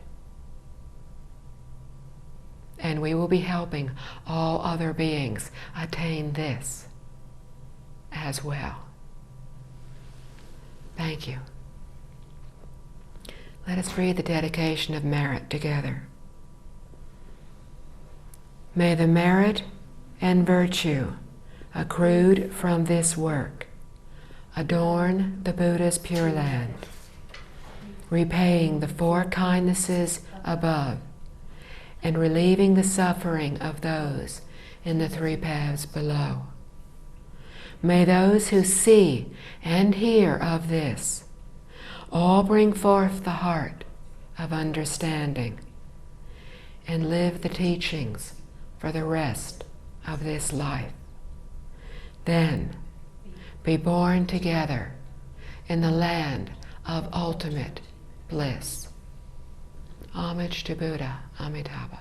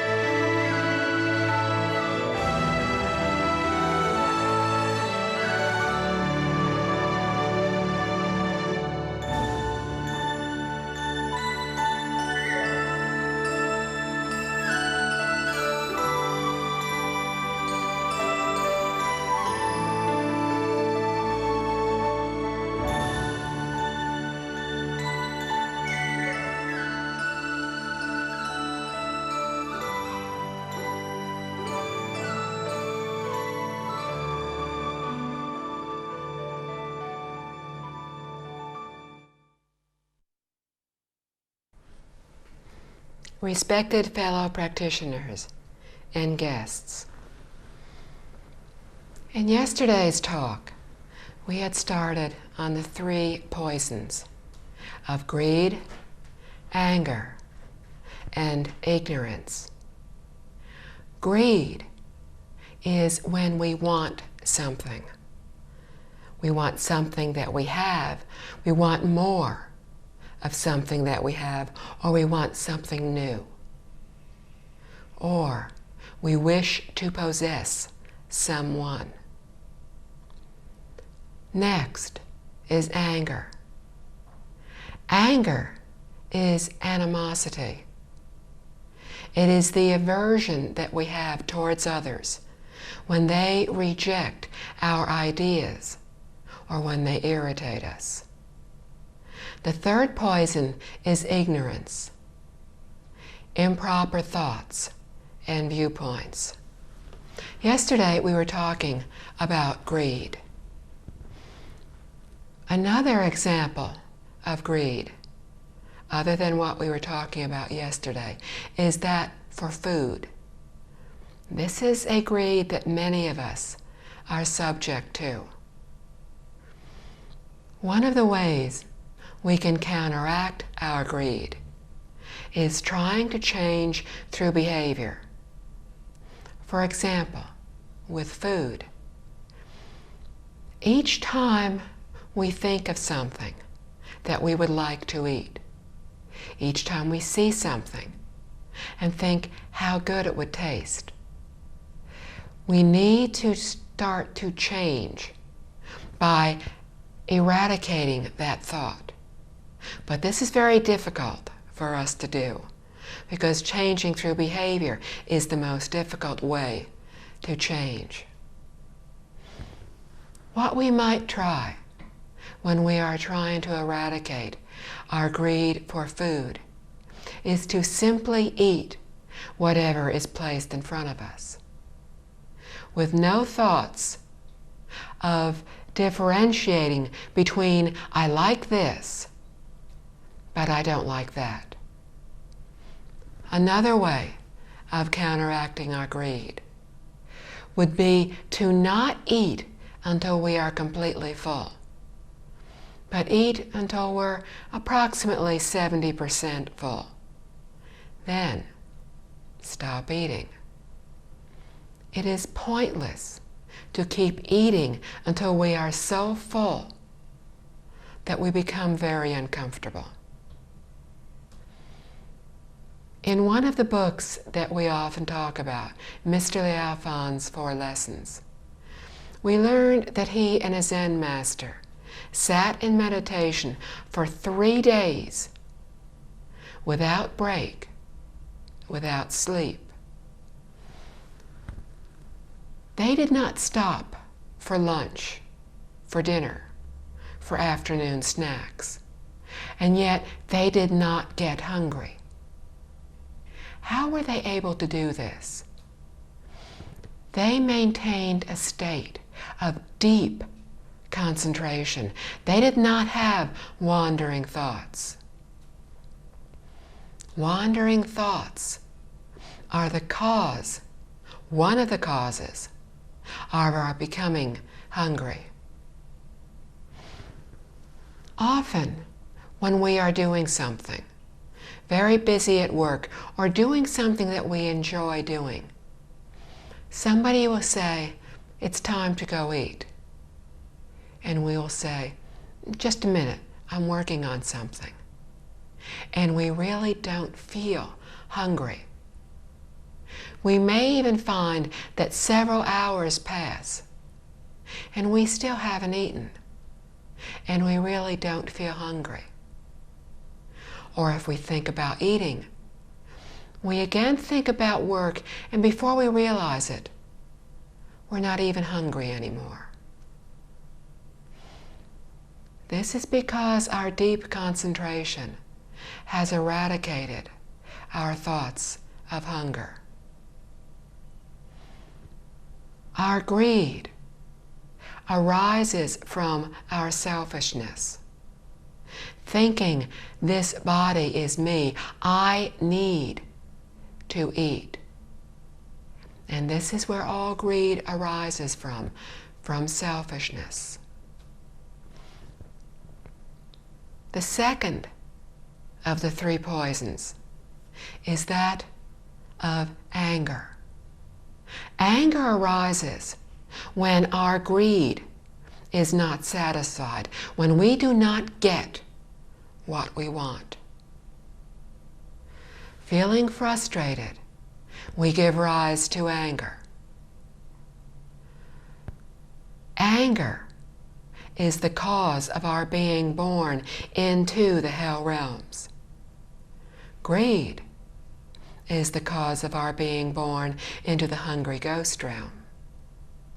The third of the three poisons, ignorance, is the cause of our being born into the animal realms. Anger is one of our major problems today. We encounter it before we even realize what is happening. Somebody says something, and instantly, before we realize it, we are angry. It is too late to try to control the anger. It has already blown up.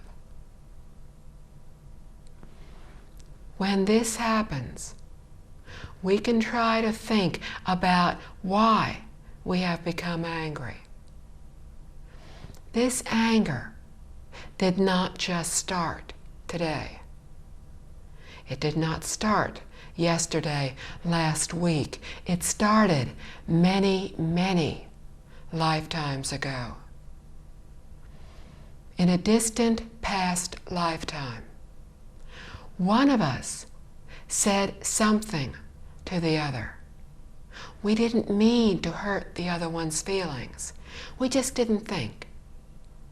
We said something carelessly, and we didn't even realize that we had hurt the other person. They only thought about it for the merest of seconds, and then they too forgot about it.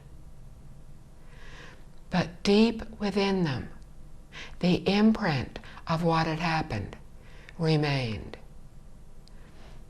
When we meet again in the next lifetime, maybe in 100 lifetimes, in 1,000 lifetimes, but when we again meet, the other person will, on a deeper level, remember that anger. And they will say something to us, this time with a very small intention to irritate us. But that is all. They mean nothing else. But we remember on our deep level. This anger gets passed back and forth each time we encounter one another. And each time we do so, this anger gets a little stronger. And it continues to go back and forth until just saying something to hurt the other is not enough. One of us will need to strike the other. And in a later lifetime, we will get into a fight. And then, in one of our lifetimes, merely fighting will not be enough. Our revenge, our need for revenge, will go more deeply. We will feel it more strongly. One of us will kill the other. We need to understand that all this came about because of one careless thought. We did not mean to say anything to hurt the other. We were just not really paying attention to what we were saying. And this is how that anger, that hatred started. And this is the cause of the conflicts, the cause of the wars in our world today. If we understand this, if we can understand that yes, this person has said something to anger me, but I am not a helpless victim in this. This person is not the only one at fault. We have been doing this for many lifetimes. We can continue doing this. Or one of us can choose to stop what is happening right now. One of us can think and realize that this anger can continue to grow, can continue to become worse. Or we can realize what is happening and simply let go of the anger. When we become angry, we accomplish nothing. We do not resolve what is going on. It solves nothing. If we respond in anger, the anger simply grows stronger. If we try to respond with logic when the other person is angry, often this will not help to diffuse the anger. Think about how it feels when we ourselves are angry. If we are angry and somebody tells us, calm down, don't be angry, that's very often the very last thing we want to hear. It takes a very special person who can say to us, don't be angry, when we are very angry, for it to have any real effect. The anger is coming from within ourselves. The other person really isn't making us angry. We are making us angry. We allow what the other person says to bother us. We think about it. We get angry. But we are doing all this. We can also understand what is going on. And we can choose to let go of the anger. Maybe we choose not to say anything further. Maybe instead of replying angrily to them, we can even learn how to simply say, Amitabha. Maybe we say nothing. In this way, the other person's anger will die down more quickly because we are not responding to them. Later on, we may try talking to them. Maybe we ask them what we did that upset them. Maybe we apologize for having done so.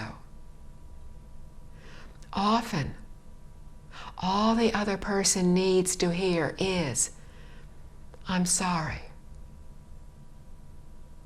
And this may be enough to control, to reduce, to eradicate the anger on their part.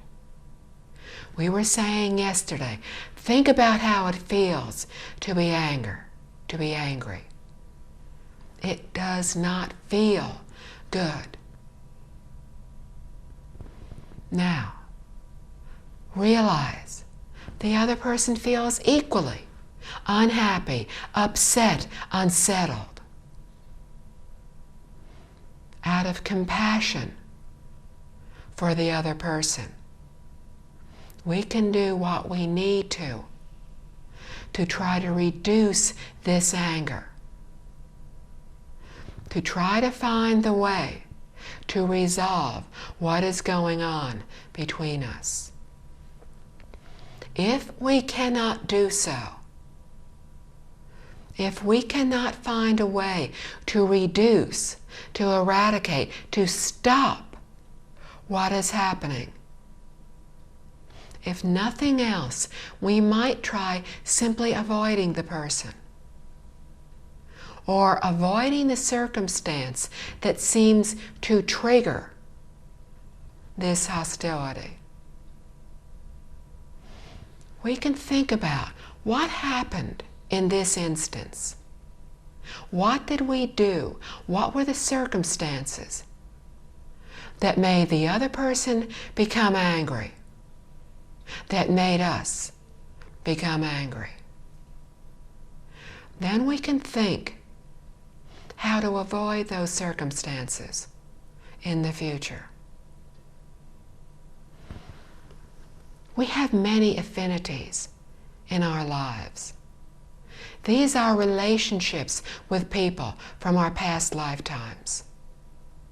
With some people, we have good affinities. When we are with them, we feel happy. When we met them, we might have felt like we were meeting an old friend, and actually, we were. These people simply make us feel good, feel happy when we are around them. But there are others that we have negative affinities with. When we first met these people, they may not have said anything to us. We simply did not like them. We felt uncomfortable around them. These are negative affinities from our past lifetimes. When we have these, when we know that this person just seems to irritate us as much as we seem to irritate them, if we cannot resolve this through logic, through understanding, through calmly discussing what the problem is, and sometimes this is very difficult to do, then until one of us can begin to get more of a control over our emotions, we can simply remove the conditions. In cause and effect, in karma, first we plant the cause. In our lifetime, now, what is happening, all the seeds of what is happening to us today were planted in previous lifetimes. Very little of what is happening to us in this lifetime now is the result of what we did earlier in this lifetime. It is largely from our past lifetimes. This cause has already been created. We cannot change it. But what we can do is control the condition. Cause is a constant. It cannot be changed. But condition is a variable. It can change. A condition, a catalytic condition, is what allows a cause to mature, to result in a consequence. For example, a seed is literally a cause. For this seed to mature, it needs the catalytic conditions of soil, sun, air, water. when all these conditions are present, the seed can mature. But we can control the seed, the cause, from maturing. We simply withhold the conditions. We withhold the sun, air, water, or soil. Without these, the seed cannot grow. The cause cannot mature because the proper conditions do not exist. So if we can do nothing else to diffuse this anger, we can control the conditions. There is an account of a practitioner who had very deep wisdom because he was a very good practitioner and had attained a good level of concentration. He was able to see shortly into the future, and he knew that at some point in a certain city in China, a certain person would kill him because he had killed that person in a previous lifetime. Knowing this, he also understood that although he had attained some achievement in his practice, he had not developed anywhere near the ability that if he was killed, he would not feel anger when this happened. Knowing what the conditions were, he knew he could control the conditions. So he avoided those conditions. He did not go to that particular city in China for many years. He continued to cultivate, to practice very sincerely, very diligently. He reached the level where he knew he could control the anger to where it would not arise. That he really, truly understood what was happening in those circumstances.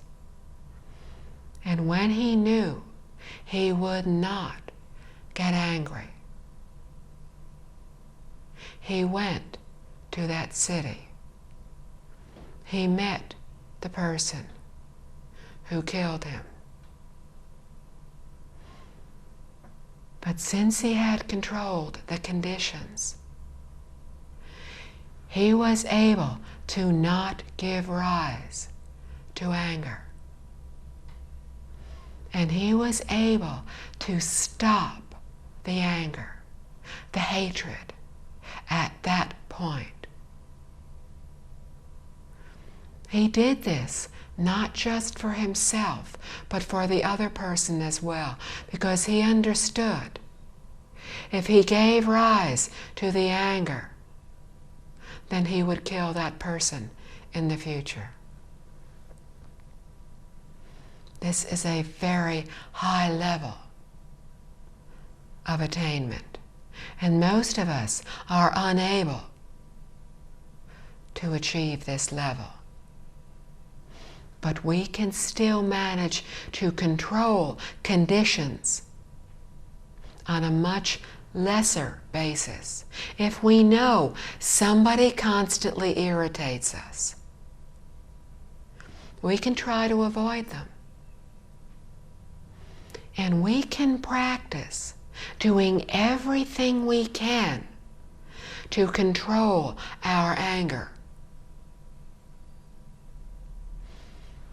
We can understand every time we become angry why we are becoming angry.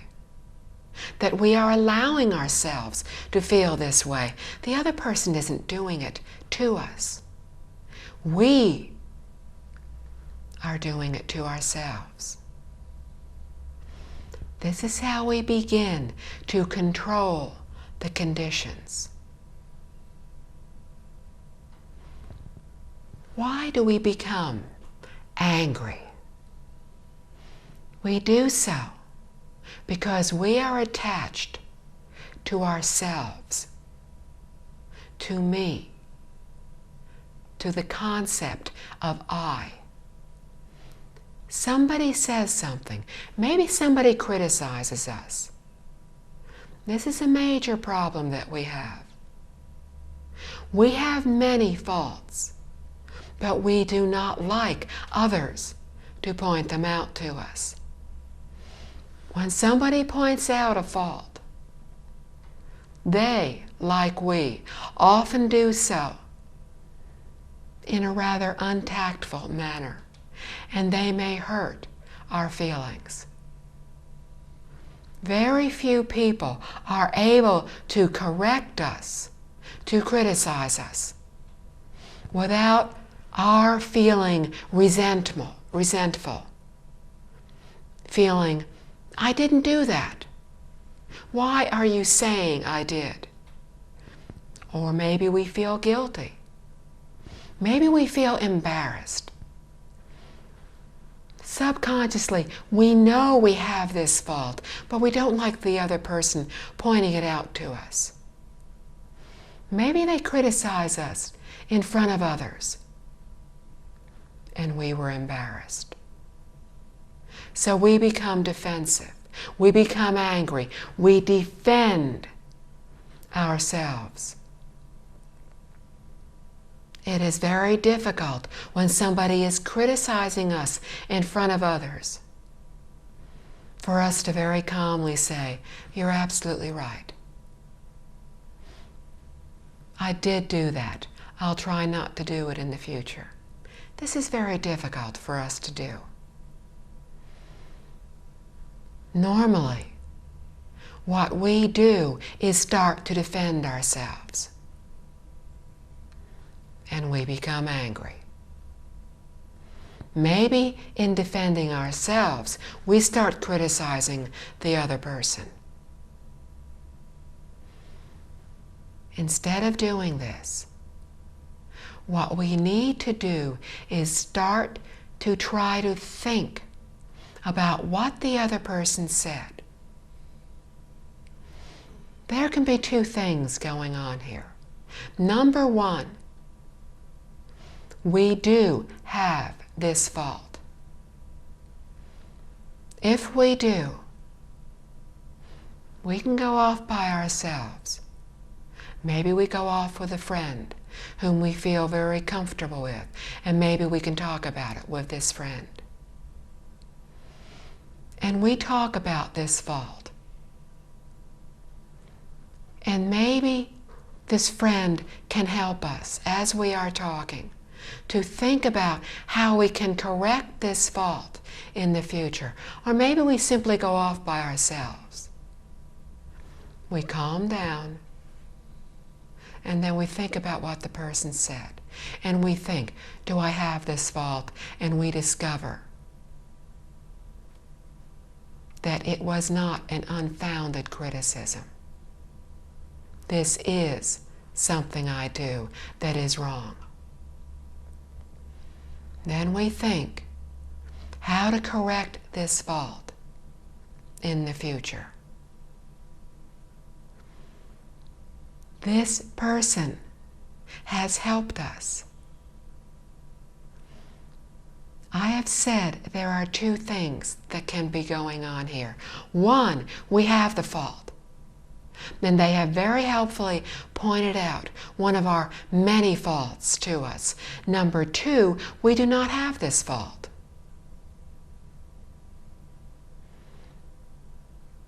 But we can guard against it in the future. We can think to ourselves, I really don't think I have this particular fault. I have many faults. This is one I don't have. But I don't want to develop it in the future. And then we forget about it. We don't need to constantly go over it and feel, poor me, they're picking on me again. Forget about it. If they criticized us and we did do what they say, they have pointed out one of our faults and we know what we need to correct in the future.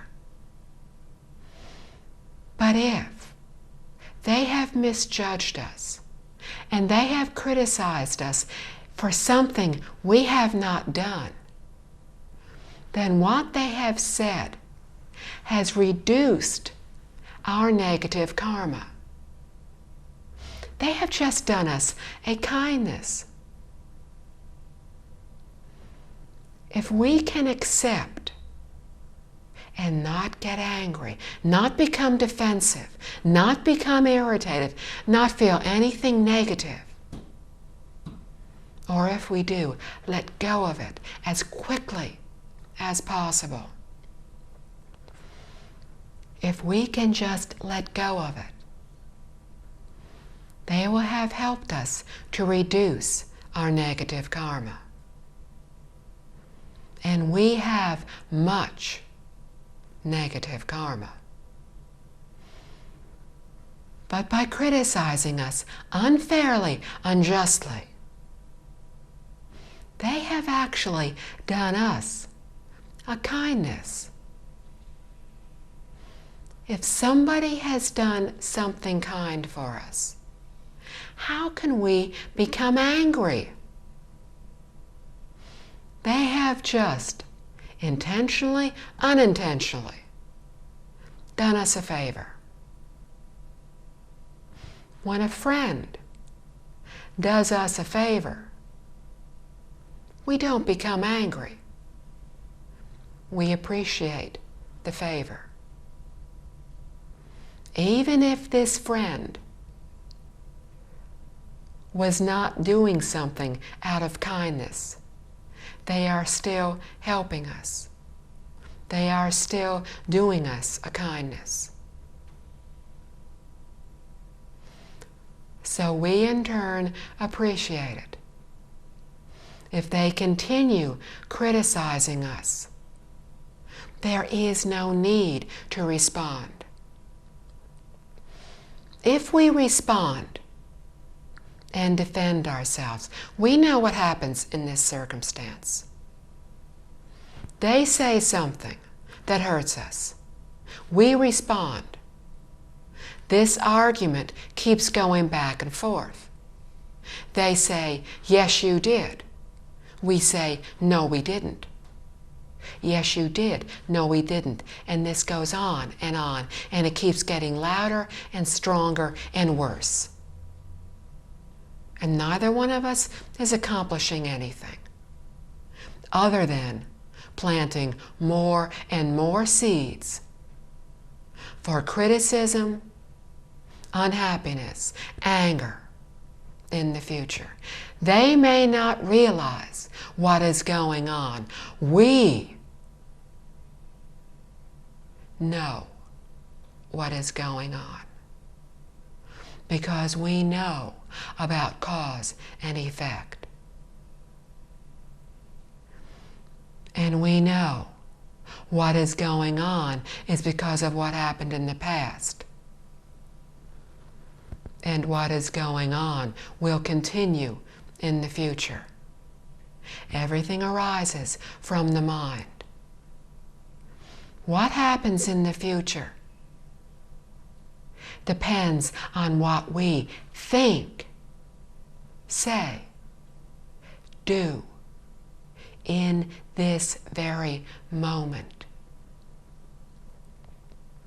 If we argue, we plant the seeds for arguing in the future. If we understand, we plant the seeds for understanding in the future. if we appreciate the fact that this person may have been kind, not on purpose, but still they were kind. They helped reduce our negative karma. And if we can appreciate this and react with kindness by stopping the anger, then we plant the seeds for kindness in our future. When we start planting more seeds of kindness, of loving kindness for others, we will only create good conditions in our lives. If we do this so much, so sincerely, because we have gone beyond the point of thinking, this person irritates me. I do not wish to become irritated by this person in the future. I need to get a handle on this now. If we can go beyond this, if we can think, I am frustrated, angry, but this person is just as frustrated, just as angry. For their sake, I need to stop this now. When we do this, when we don't even think of how we feel, when we are only thinking, how does the other person feel? I don't want them to feel badly in the future. Then we are acting in accordance with our true nature. And the goodness that we are creating is not just a small goodness. It is infinite goodness. We read in Liao Fan's 4 lessons of a man who had his destiny foretold, and for years everything turned out exactly as had been destined. So he believed, he knew destiny existed. But he had the good fortune to meet a good teacher who told him how to change his destiny, who told him to correct his faults, to change his behavior, to think unselfishly, to think only of others, to give up thoughts of self, to create all that is good, to avoid everything that is bad. In this way, Mr. Liao Fan created so much goodness in his life that he was able to change his future in his current life. I said earlier, most of what happens in this lifetime is what we created in our past lifetimes.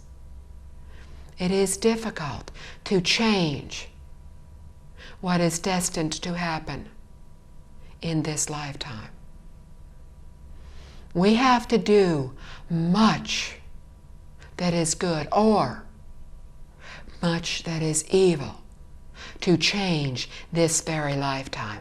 That is what Mr. Liao Fan did. And one of Mr. Liao Fan's bad habits was becoming angry. He enjoyed arguing with others. He didn't think how others felt. He did whatever he wanted. When others irritated him, he would very cleverly respond in anger. He was very intelligent. He could hurt others with his speech. And he would do so, knowing he was hurting others. But he learned how to think of others. He learned how to control his anger. In this way, he completely changed everything in his life. He was supposed to die at the age of 53, but he lived until 74. He was not supposed to have children at a time when having sons to carry on the family name was very important. He ended up having 2 sons. Mr. Li Alfon lived 500 years ago. And for many of us, this story feels very distant from us. How do we relate to Mr. Li Alfon in China when we are now in Australia 500 years later? The lessons that Mr. Li Alfon learned are the truth. The truth is not bound by geography, by time. The truth is the same whether it is in China, Australia, this world, or a distant world. The truth remains the same throughout the past, present, and future. The truth is the same regardless of the language that it is spoken in. And the truths that Mr. Li Alfon learned to control his anger were all based on cause and effect. He learned that all his bad things that were happening every day in his lifetime, his state of not having much money, of barely being able to support his wife, of not having the things that they wanted, of not being able to pass the imperial examination, all the difficult things in his life were the result of what he had done in the past. And so much of it depended on his having become angry in the past. Today, everything we encounter has the potential for causing us anger.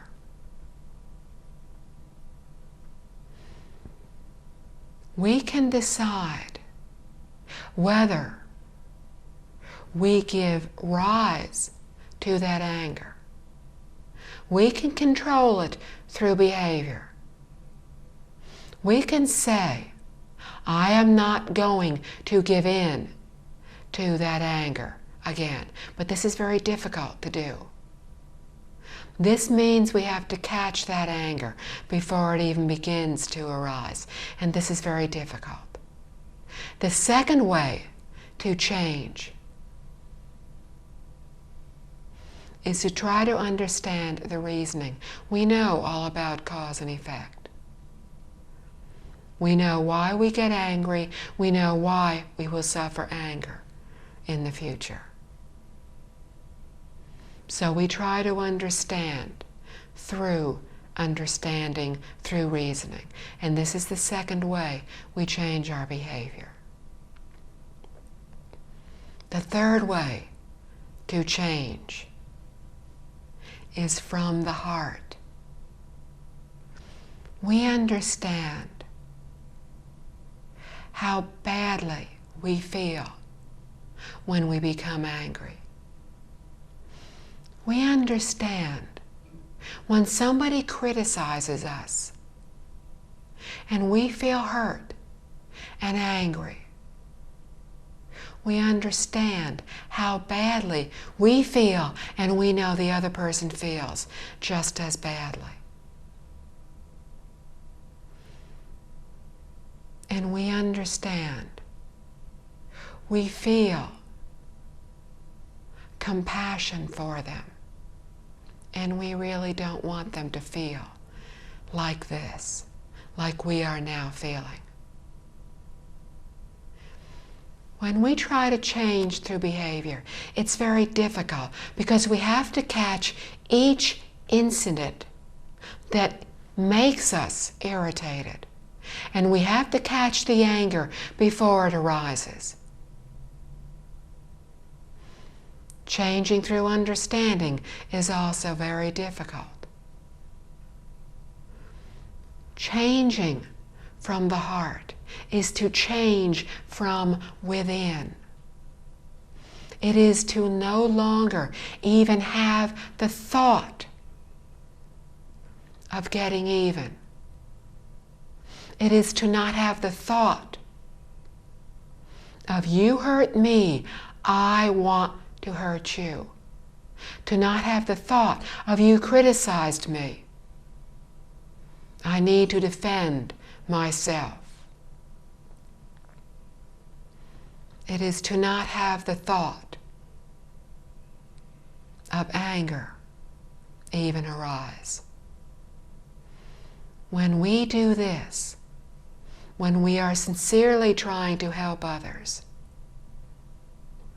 then we are truly generating kindness in our futures. We can do this in everything in our lives. The causes of anger are many. We encounter things that can make us angry. Driving to work,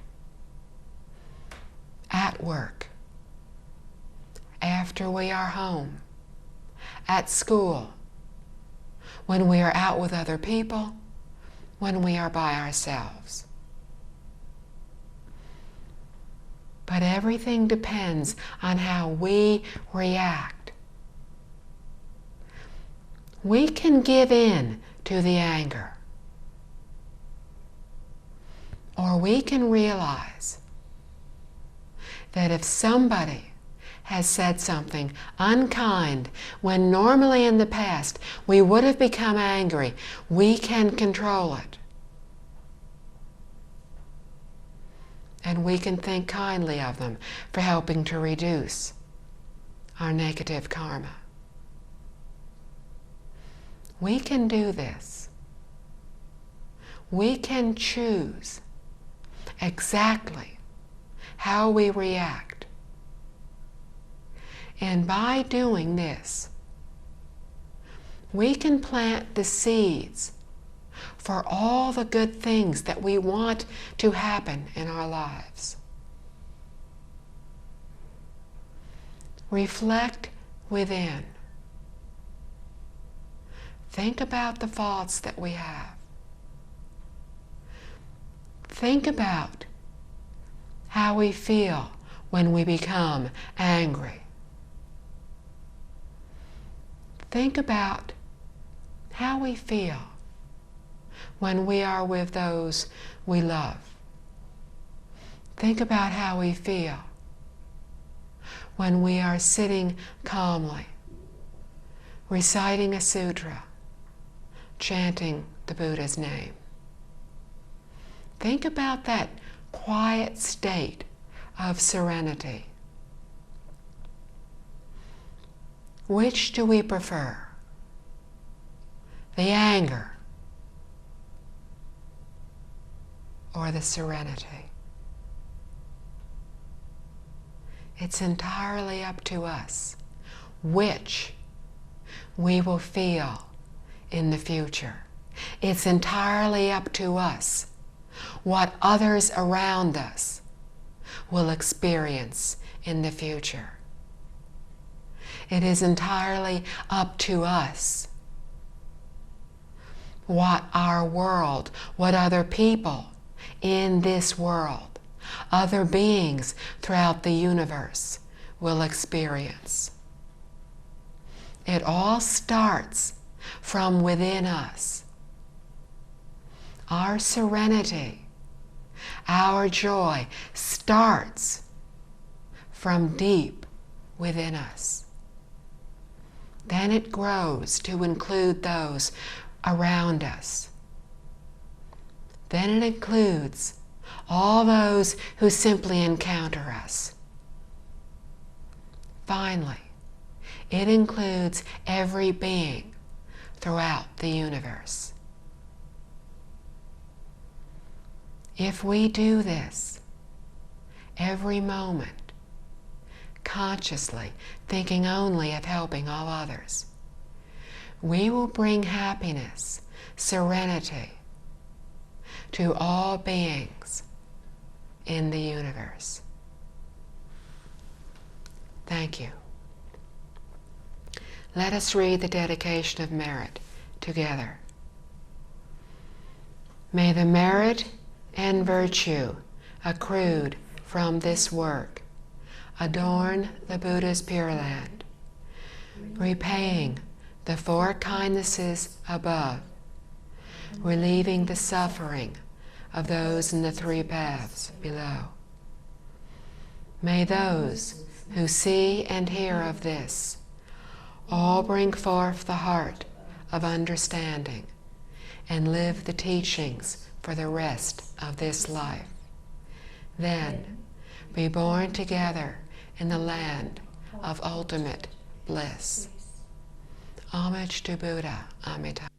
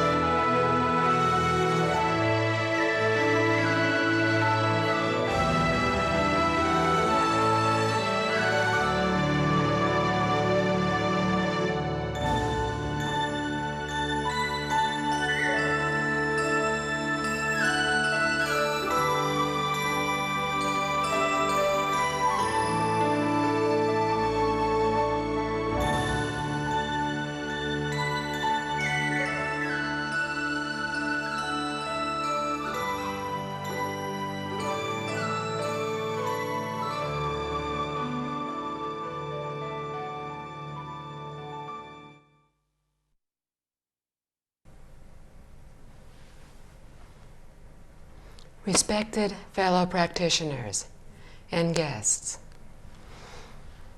in the last 2 days, we have been speaking about overcoming the 3 poisons. The 3 poisons are the major emotions that we have problems with.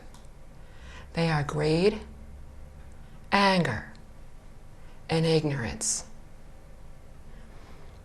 When we do not attain what we want, when our greed is not fulfilled, when we do not receive more of what we want, we give rise to the heart of anger. We do this in the mistaken belief that we ourselves are individuals, that this body is me, that I have my own ideas. The concept of I. Because I have a body, because I have ideas of thoughts, I wish to protect what I consider as mine. I wish to have more for myself. This is greed. Greed can be as small as momentarily thinking of something. Thinking that the weather is very hot. It would be very nice to have something cool to drink. That is greed. Greed can be as large, as overwhelming, as wanting to be a business person and create a large fortune, a large empire. All different degrees of greed, but all greed. When we do not get what we want, when that greed is unsatisfied, we often give way to anger. Anger arises also because we are attached to ourself, to our ideas. I know I'm right. I know if I'm right, logically, you have to be wrong.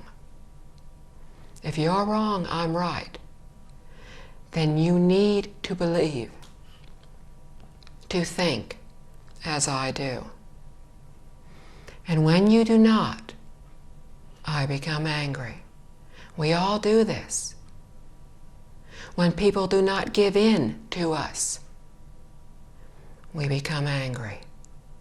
When things do not go our way, when we are criticized, when we feel others are taking advantage of us, we become angry. When others take advantage of us, what is really happening? We spoke yesterday of cause and effect, that everything that happens to us is the result of what we have thought, said, or done in a previous lifetime. If something happens to me, it is not because I am a helpless victim in all this. If somebody is giving me a difficult time, I can safely assume that I have done so in the past. And that is why I am going through this difficulty now. There's no point in becoming angry with the person who is giving me a difficult time. They may be doing so because I have done something wrong, in which case I need to be corrected so I can find my faults and fix them. But maybe I really haven't done anything wrong at this particular moment. If they are unjustly accusing me of having done something that I have not done, then they have reduced my negative karma. They have helped me. How can I become angry? How can I want to become even when somebody has just done me a kindness? If we understand what is happening when we are having difficulties, we will no longer become angry. Or at least, since most of us are still unable to completely stop being angry, at the very least, once we realize we are angry, we will calm down more quickly. Often, anger arises so easily, seeming so natural to us. We do not even realize we have become angry. We just think we're having thoughts, and we're so wrapped up in the thoughts that they may go on for a while before we even realize, once again, we have given in to our anger when we promised ourselves we would not do so. As soon as we realize what has happened, we need to try very hard to diffuse the situation. Either we go off by ourselves, or we try to find another way to handle it. But what is important is that we do not give in to the anger.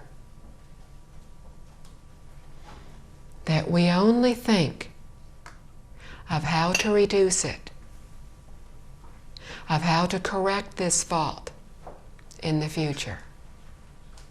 We can do so by trying to think of how to help the other person.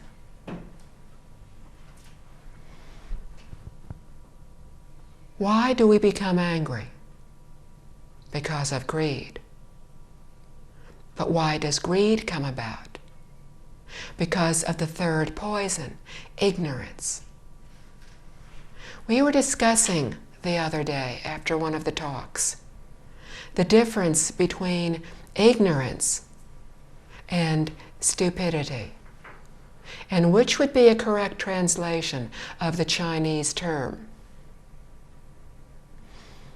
Ignorance is to not know something. It has an air of almost innocence about it. We simply do not know. Perhaps we were not taught. Perhaps we do not believe because we are unable to believe. Ignorance is improper thoughts and viewpoints. It is not knowing the correct, the proper way to think. Often because we have not been taught, often because somebody has told us, but maybe we doubted them. Doubt is also another poison. Let me tell you a story about ignorance. A long time ago, a priest in a well-respected religion decided that since it was a very special day in his religion, he would celebrate this by sacrificing the life of a goat. He called the attendants and told them, "Go to the stables, take a goat, take it to the river, wash it, prepare it for the sacrifice. Then, when it is prepared, bring it back to me." The attendants went to do so. They took the goat. They went to the river, and they started to wash it. Suddenly, the goat started to laugh. The attendants looked at each other and asked why the goat was laughing. The goat did not answer. And then just as suddenly, the goat started to cry. They again looked at the goat and said, "Wait a minute, first you were laughing, now you're crying. Why? The goat said, "Take me to your priest. I will explain to him why." The attendants took the goat to the priest. They explained what had happened. The priest realized this was a very special goat. And he said very respectfully, "Sir Goat, why did you suddenly start to laugh? And then, just as suddenly, start to cry?" The goat said, "Many, many lifetimes ago, I was a priest in a well-respected religion. And I decided that it was a special day. And to celebrate it, I would sacrifice the life of a goat. I started to laugh because I realized, having been that priest, I had been born as a goat 499 lifetimes. This is my last lifetime as a goat. And that is why I laughed, for my debt has been paid." But then I realized, you are about to repeat my very same mistake. And you too will be born as a goat. And you too will die by having your throat slit as a sacrifice. That is why I cried." The priest said, "I will protect you. You say you died because your head was cut off. I will protect you. We will not let anything happen to you today." The goat shook his head and said, "No. You do not have anywhere near the power to counteract the force from my negative karma. I will die today. My head will be cut off." The priest called guards, more attendants, told them, "Follow the goat, protect it. Do not let anything happen to it." The goat walked out of the temple grounds, walked over to a ledge that was near a hill, and started to nibble a leaf that was on a branch on a tree on that hill. As the goat raised its head to nibble that leaf, suddenly, out of nowhere, a storm blew up. There was a flash of lightning. The lightning hit a ledge. A rock was cut off. The rock hit the goat on the neck. The head of the goat was cut off. The attendants went back. But before they left, they heard a voice. They looked around, and they saw a being up in the tree that they had not seen before. And they said, "Did you laugh?" And he said, "Yes, because I have seen everything that happened, and I know why." And they said, "Please tell us." The being said, "This is the result of ignorance, of not understanding the reality of what is happening all around us. In your ignorance, because you do not know better, and the ignorance of your priest, you believe very falsely that the way to honor your God is to kill a living being. But this is wrong. To kill for any reason is wrong. when the priest heard this, he decided that he would never kill again. And he did not. And he made this story known far and wide, so all could learn the consequences of taking the life of another living being. This story is about ignorance. It is about not knowing. We are just beginning to learn about cause and effect. But do we really understand? Not yet. If we truly understood, deeply understood, we would not be doing what we are doing today. We would not be saying things that hurt others because we're careless. We would not be giving in to our anger. We would not have greed. We would not continue repeating all of the faults that we have been repeating lifetime after lifetime for innumerable eons. So when we listen to talks on the teachings, and when we are told that our every thought, word, and deed has a consequence that we will undergo in the future, we all say yes and shake our heads and agree.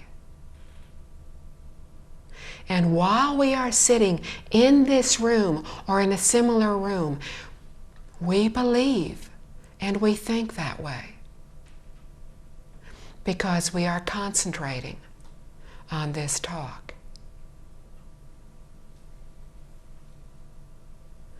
But since I told you this story, and since I mentioned cause and effect, how many of us have had at least one wandering thought? Probably everybody in this room. We have already forgotten to understand. And as soon as we walk out the door, we will really forget. Master Jing Kong, our teacher, has said, if people listen to a 2-hour talk, it will be very good if they remember just 1 or 2 things. We are ignorant. We have been told. We cannot remember. We have bad habits. It is so easy to fall back into those bad habits. We try, we want to do what is good. As we are sitting here, we do not want to hurt any other person. We do not want to be angry. Any reasonable person knows they feel much better when they're happy than when they're angry. But how much of the day is spent being happy? And how much of our day is spent being angry? And by angry, I don't mean that we're standing shouting at somebody. I mean that we may be just feeling resentment, irritation. These are all degrees of anger. Hatred is a very strong degree of anger, but it is only one of the most extreme degrees. Most of us don't feel hatred. But if we are still here, if we keep being born lifetime after lifetime, then all of us do feel anger. And that can be as small as resentment, minor irritations. Why are they having a good time? Why am I working so hard? Why aren't they helping me at work? If they have free time, they could come over and volunteer to help me. Why am I the one who always has to work so hard? This is anger. When we are driving to work and somebody pulls in front of us and we become irritated, that is anger. Why do they cut in front of me? I can't win when I'm driving.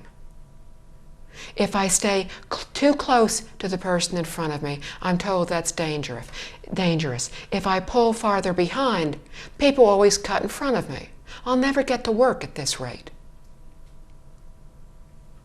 People always take advantage of me. This is anger. When we go to the store and we go and stand online to buy something, there are two lines. We try to consider, I'm in a hurry. I need to get home. I've got things to do. Which line is going to move more quickly? I don't know about you. I invariably pick the slower line, anywhere I am. What happens when we do this? Maybe the lines were moving at the same speed. We pick a line. Suddenly, somebody has some problem. We stand there. We tap our foot. We think, I'm going to be late. I need to get home. If this takes much longer, I'm going to be stuck in traffic. I'll be late. I won't get dinner made. I won't get something done. I'll be late for my meeting. This is anger. It is not the degree of hatred yet. But if we do not stop it now, in a future lifetime, it will be hatred. Hatred does not spring up out of nowhere. We give rise to hatred. And we were the ones who first started this cycle of resentment with this individual. Or maybe they started it. But this irritation goes back many lifetimes. One of us did something to hurt the other, unknowingly, carelessly, just not thinking. We were thinking of something else. Every lifetime we meet, because we will meet this person again. In reincarnation, we meet people many, many times. Those that we pass on the street and feel no connection with, that we never see again. We may have known before, but the conditions are not right for our knowing them again in this lifetime. Those we know now and spend more time with, we have strong affinities with. They may be good affinities, they may be bad affinities. Most of us have had the experience of meeting somebody, and instantly we feel very comfortable with them. We could sit down and talk to them for hours as if we were old friends, and we are. We have also met other people who very honestly have done absolutely nothing. They said hello and we don't like them. They didn't do anything in this lifetime. But when we have a strong feeling like this, good or bad, it is because deep within us we do remember them. They may be pleasant remembrances. They may be unpleasant. But conditions are right for that affinity to grow stronger in this lifetime. Understanding why we feel the anger. Understanding that it will grow stronger. We know we need to stop it now, but we've all heard this before. But we still become angry. We still don't even realize we're becoming irritated until we have become irritated. Changing bad habits is unbelievably difficult, but to do so is to truly cultivate. When many people begin to learn of Buddhism, they think of cultivation as sitting in a lotus position, chanting a Buddha's name, a sutra, reciting a mantra, doing breathing meditation, sitting quietly, not letting any thoughts intrude. And this is what most people initially think of as concentration, but this is only the initial stage. Concentration and true cultivation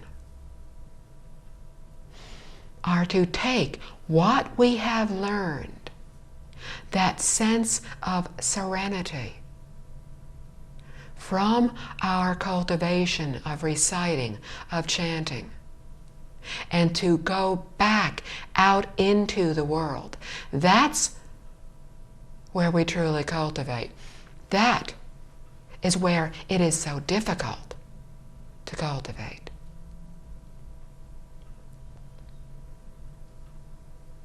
To cultivate is to think, what did I do wrong?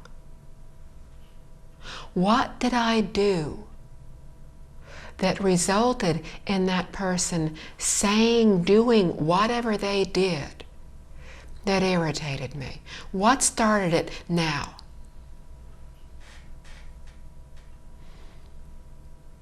When we are trying to understand cause and effect, we will initially try to figure out, okay, what started this? If I am having something happen to me, what might I have done in an earlier lifetime that resulted in this?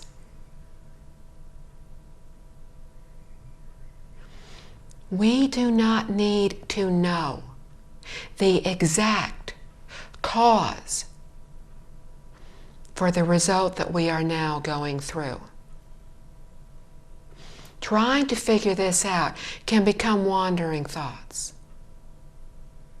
And we can become so wrapped up in trying to figure out what was the cause of this that we forget what we are supposed to be doing. We forget that what we are supposed to be doing is to correct the fault. We do not know or need to know the exact cause for the results that we are undergoing. We only need to understand that when we do what is good, we reap what is good. When we do something bad, something evil, we reap what is bad, what is evil. That is all we need to understand. We have said doubt is one of the poisons. We need to believe, as Buddhists, that the Buddhas, Bodhisattvas, do not lie to us, do not deceive us. They only want us to awaken. But they cannot do this for us. If they could, they would have done this long, long ago. All awakened, enlightened beings, higher beings can do is teach us. They cannot change our cause and effect. They can teach us about cause and effect so that we, at some point, will really believe completely that one day we will not have any doubt in what they have said. And they have said, in essence, we are all the same. We all have the same true nature. Buddhas were ordinary beings like us. But they overcame their doubt. They believed. They trusted in what they were told. They believed that when the Buddha said, "You have the same true nature that I have," in essence, you are no different from I. In essence, we are all one, for our true nature is all one. We are all one entity.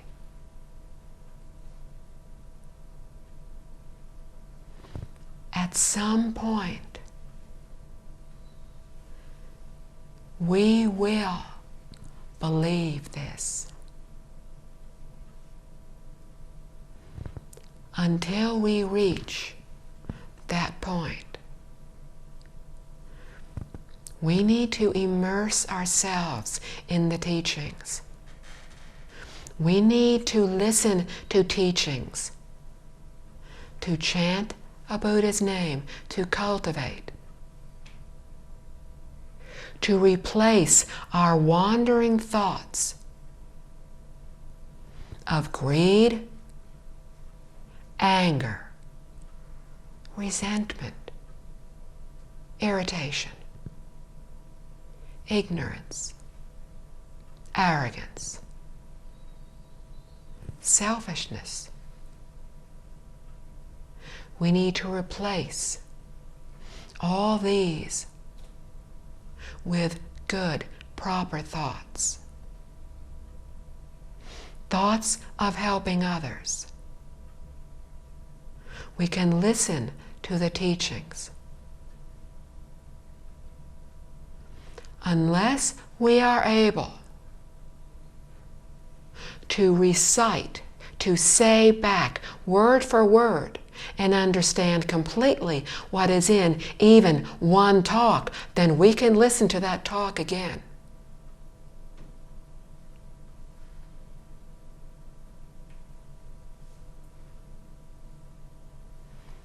Each time we listen, we will hear something a little differently. Maybe just